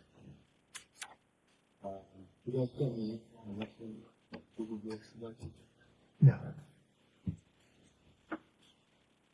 Okay, so you called once on month. Yeah, that was.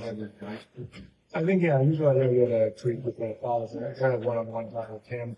William and Ryan also like it, so I'm trying to mix it up. But I don't have a huge amount of time.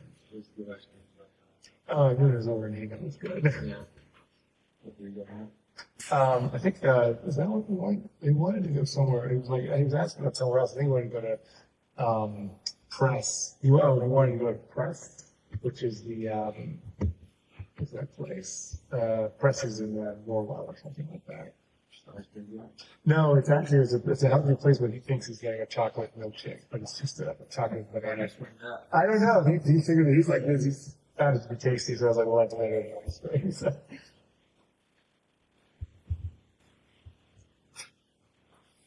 So for the Monday, I mean, at what point do you really start to get Nervous? concerned? Monday. Yeah, when I had the phone. Once I got the phone, she was getting in touch with me. I was like, well, this is like, that was weird.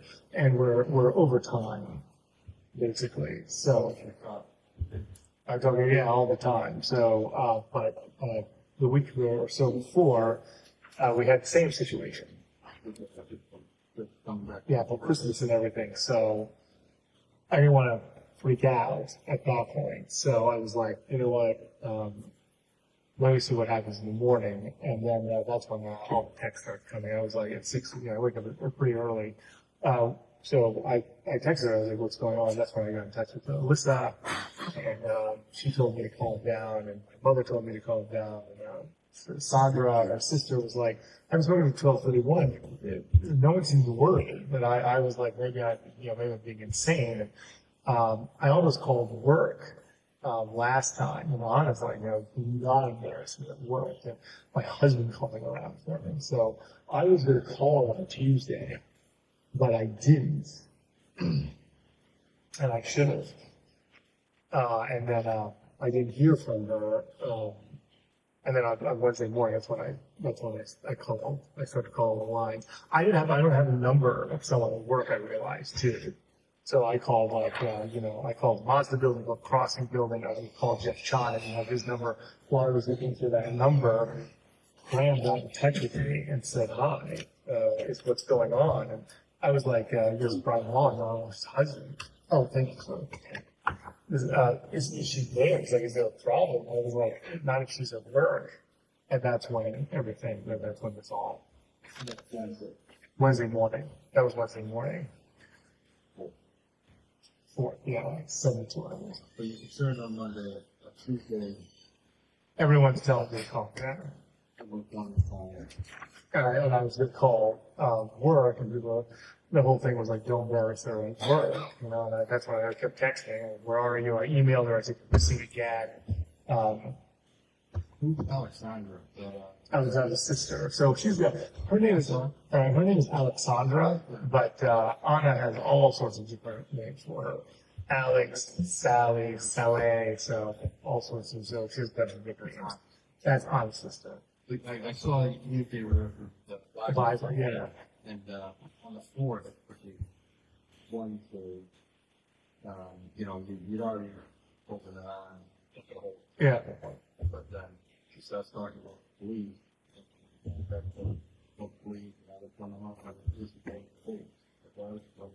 Tell her to wait to call the police because I was at the time I was talking to Petition Inspire people, and the guy Huey was going to get everything in motion. He's the one that said I'll call DC, and he met them, and then he's the one who calls Cohasset to get everything going because he's ex Secret Service and everything. So I asked, basically, I was going to do it myself, and he's like, let me do it. And that's the human resource officer, Teresa, who immediately got me in, who called me. He's like, she's like, I'm driving over now. I'm going to tune you in with Huey. So I was like, okay, because I've never filed a missing person report or anything like that. And she said, we have support for you, but there was no delay. by doing that. In fact, I feel like things happen a lot quicker. I think things happen pretty quick after. So I asked. Yes. Right. Yeah, 100%. I think it was I'm sorry, I think it was person Greg that really came over and he got the information down. Then he came over again and then Huey called me. Greg gave me this person's report, but it was Huey who gave me the second report. I think Richard Walker did that. No. Who's that? It's not last week, I think, on the leave, the police and other stuff. So, I forget what. Yes, but, On that, yeah. Brian's mother. Yeah. I'd like to offer a reward. Yeah, and I will, a lot of people are gonna work like, and I think, yeah, that goes both ways, There are multiple leads, generate a lot more time wasting. Exactly. Instead of anyway, she wanted me to raise it. Okay, she spoke to me about it and I said, talk to Tracy, so. She wanted a lot for work. But you'll offer, I feel offer more, I will offer it. Definitely want something. So that's a starting point. Yeah, that's before that. But before we do anything, we're Yeah. getting approval. No, it's important that we Sometimes, still. but it's big, public announcements on their own and offer. Right, no, We're no, not- we don't want to do anything No, we're- that's going to impede the investigation. No, we're working in alignment with you, that's our focus. When I called you the next day about the new year, Right. all you picking up Yeah. and the words, Yeah. that was kind of one of the same. Yeah, it hasn't, it's only created more stress. I want to work on the same team. Yeah. You kind of has their own.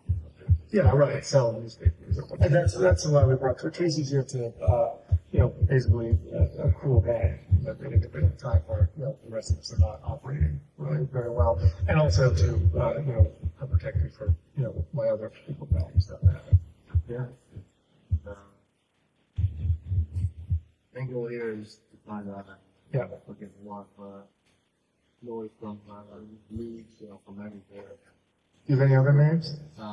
Not off the top of my head, I was just home here. Okay. I figured out what doesn't help. No, do you have any other information? No, not right now. All right. Obviously, we have Is he an Uber driver or a Lyft driver? Richard Walker? Yeah. I don't know. Do you- I don't even know if he exists. Okay. I'm asking, why no, I'm asking. Anna had a regular, I don't know if it was Lyft or Uber, but said like, if someone out here, they can't recognize, like it's the same person, Oh, really? it would come out. I mean, I guess it's not a lot. It's not a high, so 2 or 3, or I don't know how many times, but I never got the person's name. No, just that he was, very nice and, good driver. No, I didn't get any info. I didn't think about it. I mean, but I know that she, normally you never see an Uber driver twice, and I think she saw him at least twice, if not more. Some people, I don't know, have direct. Right. I don't know if that ever, I asked, are you doing that? At the time, when I asked, it was a while ago, I just said no.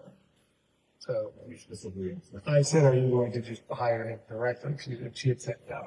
So that's where we left it, and that must have been a month ago, or 2 months ago, or something. What's your service look? I'm pretty sure it was Uber, it could be Lyft. I never, she was running both of the apps and seeing what the pricing was always.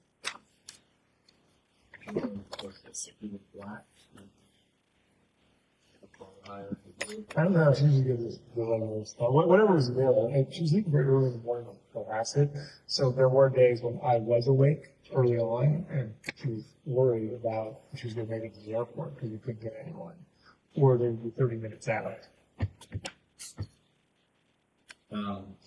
Obviously, a lot of missing, public and many people are going to have their suspicions about you.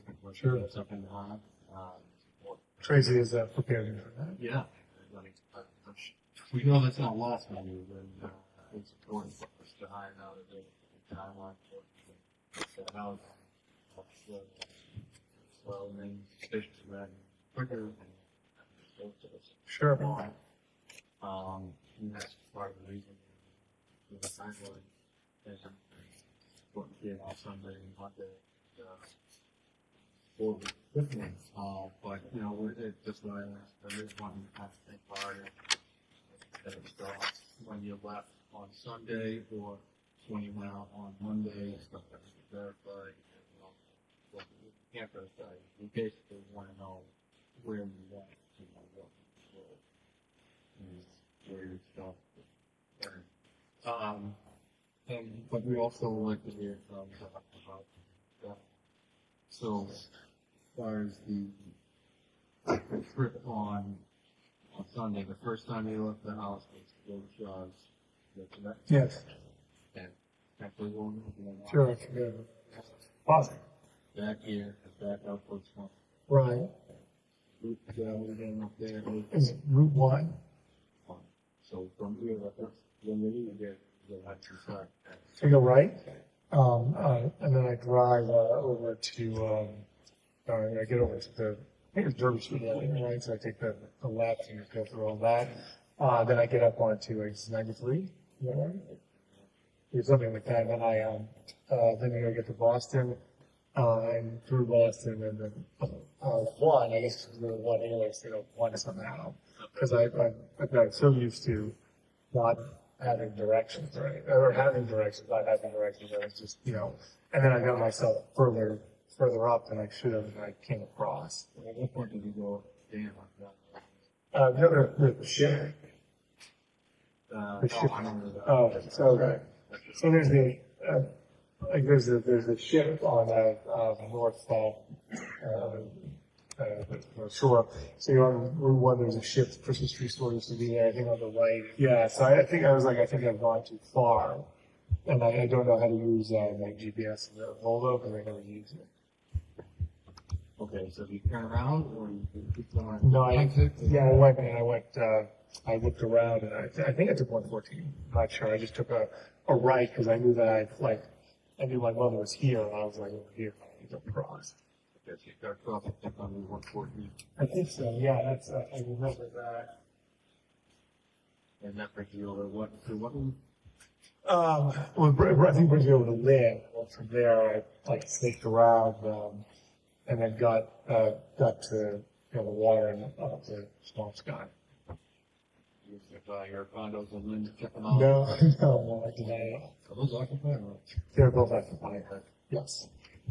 You're welcome to. We have to talk to the tenants. You're welcome to look at them if you want. Okay, so you cut through Lynn and you go directly off the highway. Yes. And you leave. How long did you have to do? Not long. Just that's a good question. I'm a little time on it now, but let's say 15 minutes. Okay. So you estimated it took you about 90 minutes to get there, is that right? Something like that, yeah. So I left there, around 4, so I should have been out of there by 6, or around that 6 o'clock time. To go to run the errand? Yeah, I run the errand, and I got back, and I was there a bit longer, and then back home.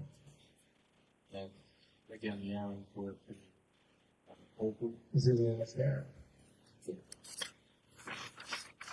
And you had to go to the store because the reason before Whole Foods. Yeah, I suppose we did the Whole Foods, and then CVS usually the lights, the alcoholic lights and stuff like that. And don't go in. I did not say that. I might have got gas, I don't know, I have to check. And for the gas, you mind got that, the Yeah. conversation. I was out and out being there for New Year's, and she's like, okay, how things going? I said, yeah, it was really a great night. And then she's like, Robin at the house. I said, yes, I got to get back.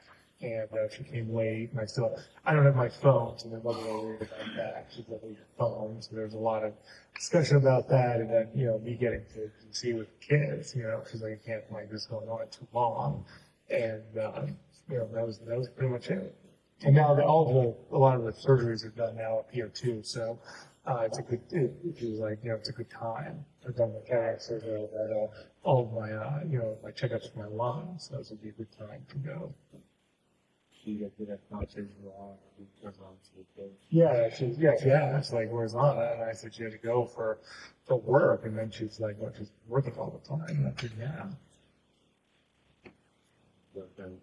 Yeah.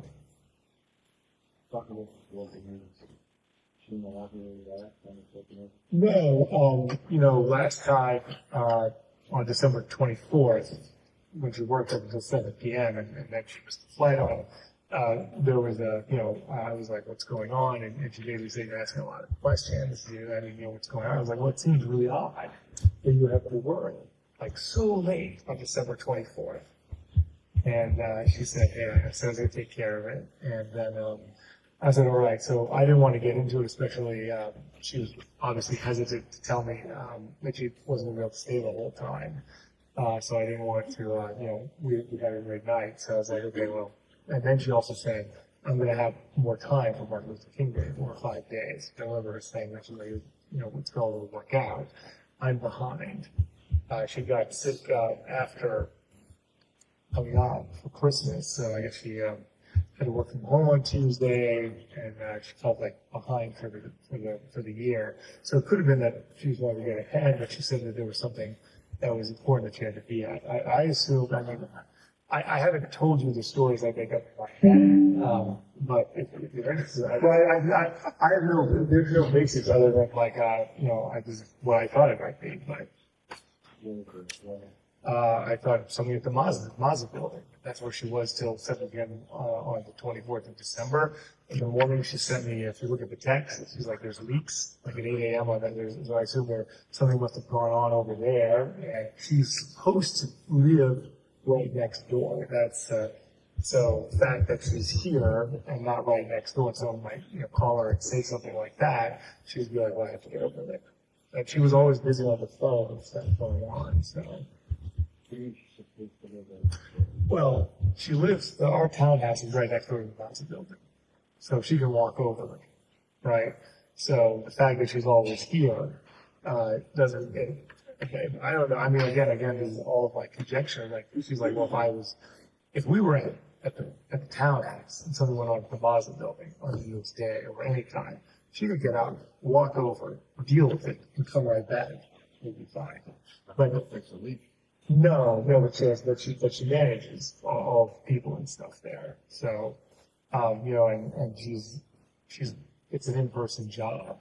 It's not something like that she does over the phone and stuff like that. So but again, that was something that that's in my head. Yeah. Why do you think you obviously have to go back to work?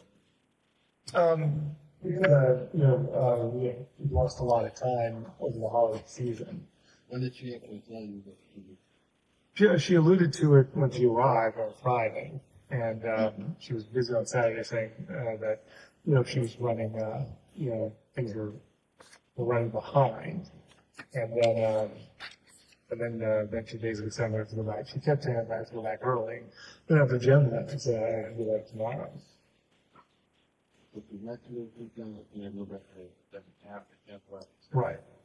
So in the morning. And I was like, well, that's somewhat surprising, but considering like the Thanksgiving schedule, the last 2 months, it wasn't surprising because she was supposed to be here for Thanksgiving, that got canceled.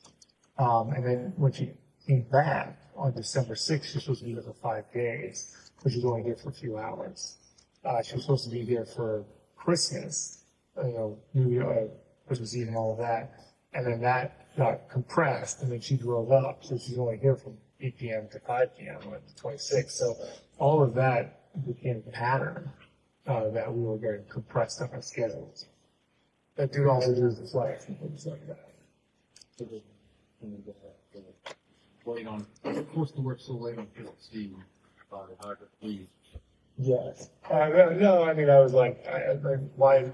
Yeah, I was complaining about it. That's the best way to execute. No, I mean, no, I don't think so. I just was like, I said, who else is working at that time?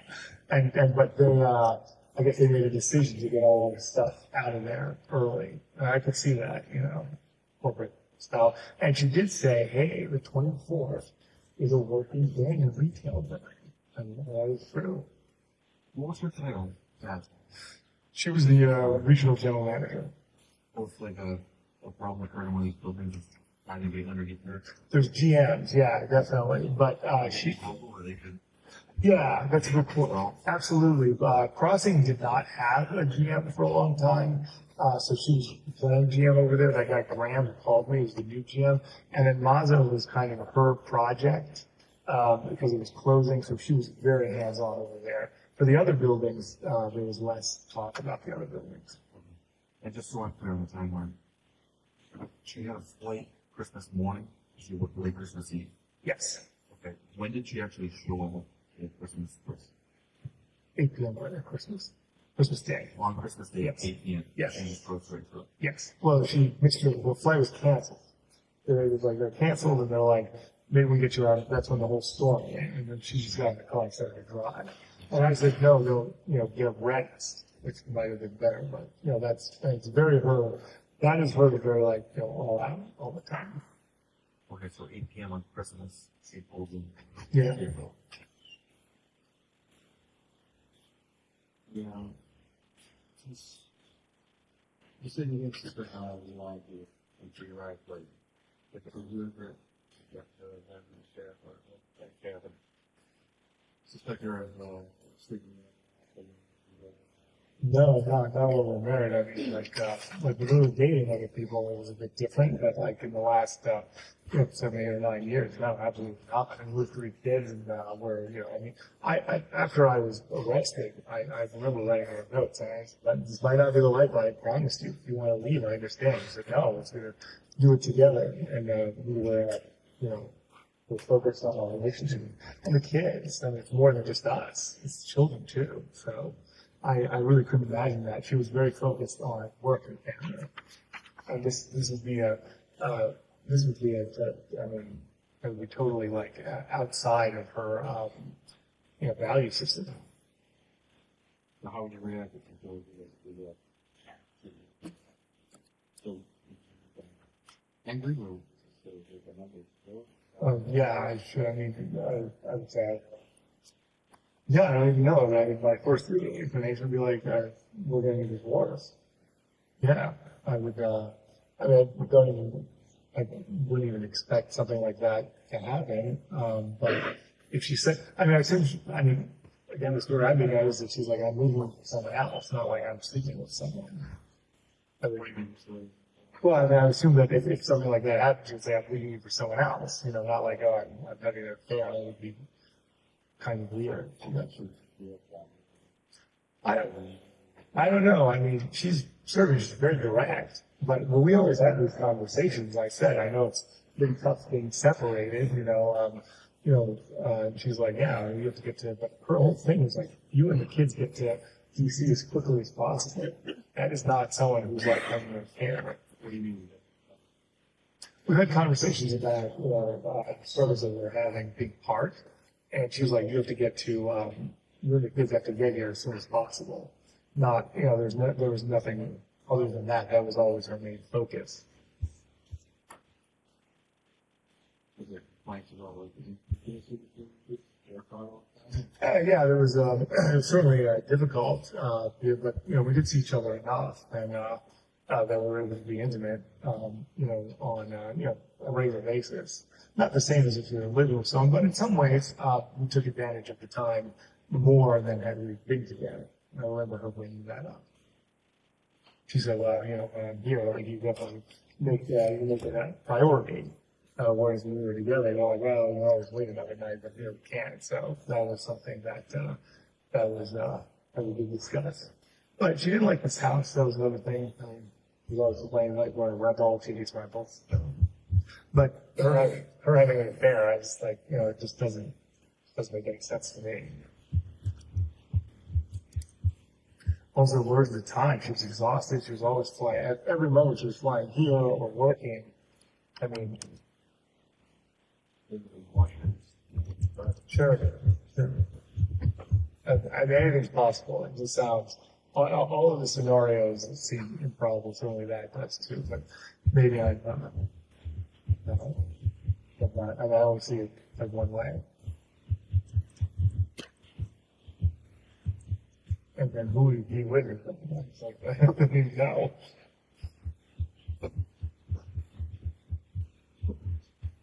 These work emergencies on it, without anyone sure pick up Yeah, picking up and leaving was not common. Work emergencies were, I mean, maybe the word emergency is being misused, but, upticks or something that, just, like a outlier. There was a time the FBI, hit the crossing building. She was, all of a sudden, she was like inundated over there. And then the leaks at Mazda, TJ Maxx wanted to leave Mazda. Like these things that came up that were disrupting her daily work were things that, we talked about all the time. And that it was, a huge pressure for her. And she didn't have all the personnel, in place. Actually, to backtrack on something you said, she came home December 5th or early December, you said, and she was supposed to stay for 5 days. Yeah, She came home for a few hours. It was kind of, yeah, so basically, I guess it was the same thing. She was going to come in on, remind me of the calendar here. So she was gone. I guess she came on the 7th, which is a Wednesday. And she had left on the 23rd. So 2 weeks in Belgrade. She was going to stay and leave on Monday the 12th. And then she told me she had to leave on the 8th. So that was it was starting to I started to get used to it. I was like, wow, that's tough. I mean, and we did have I was upset. I mean, 2 weeks, in Belgrade, 1 day here. Kids and I, need more than that. So, Your Honor, this is going on. I'm going to ask you to pause. Your Honor, would it be an appropriate time now, or would you notice? No, pick a time now. Thank you. So jurors, thank you for your attention today. And I know from firsthand experience, and now you do too, how tiring it can be just sitting all day. So think about that. Get some fresh air when you can, either at lunch or when you get home. It helps from my experience. I'll leave you today reminding you of the 4 obligations that you have and that I expect to know you will be obedient to them. First, don't do any research about this case. Don't speak to anyone about this case. Don't access any social media or news media, and continue to have open minds. I think of you as sponges in the jury box, taking in all of the information that's provided to you during the trial. Have a good night. But before you leave, don't think I'm oblivious to the fact that I don't think we're getting the first snowstorm. Lived here now a lot of years, and so I hate to say this out loud, but I will anyway. I don't have a great confidence in, as it is such a complicated business, what the meteorologists are predicting. I did ask my clerk to check earlier this afternoon, sometime between 2 and 4, and it sounds like they're downgrading the expectations. But I don't want you to think your safety and your security is a priority to me, as is everybody that works here. So I'll be thinking about that tomorrow, and if it's appropriate to let you go earlier, I will if the forecast changes. But I don't want to jinx this. But I'll leave it there. Jurors, have a good night, and again, thanks for your attention today. All rise for the court, please. Jurors, close your notebooks, leave them on the chairs. Follow me.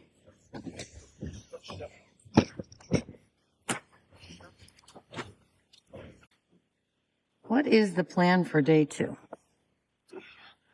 Your Honor, we have approximately 40 more minutes of interviews, but I believe I have about 30 to 40 minutes of an examination left of Sergeant Schmidt. There would be cross-examination. I leave that to counsel. And then we would put on Trooper Guarino to go over the results of the Safari searches, the Safari history of the MacBook, also mentioning the iPad and some of the work he did on one of the phones. I anticipate There's binders of information that would go in through him, and that would be reviewed with him. Those are binders that you, I think they're on my bench, but are those the 3 binders that we previously discussed? Yes, Your Honor. And remind me, I think I remember this correctly, that you have binders for each of the jurors? Or are you going to do them on the, all in the electronics? We're going to do it Better. on monitors. It's a lot of paper. It is. And I would easily break the machine. So that is the intention to do that. We are also going to call in another half a dozen witnesses if we go fast. And I will give counsel the list of the extra witnesses we'll have, because I'm not too sure what the cross will be. So I want to make sure we have more business available for us than we might get to. I appreciate that. And then I will keep an eye on the forecast. It's what I most recently read is they were downgrading it slushy, but the commute tomorrow, leaving work might be messy. If it starts to get messy here, I'll probably cut the day short. Hopefully the weather will stay rainy instead of snowing, but we'll be limber. I also think that right now we're ahead of pace. Good. All right.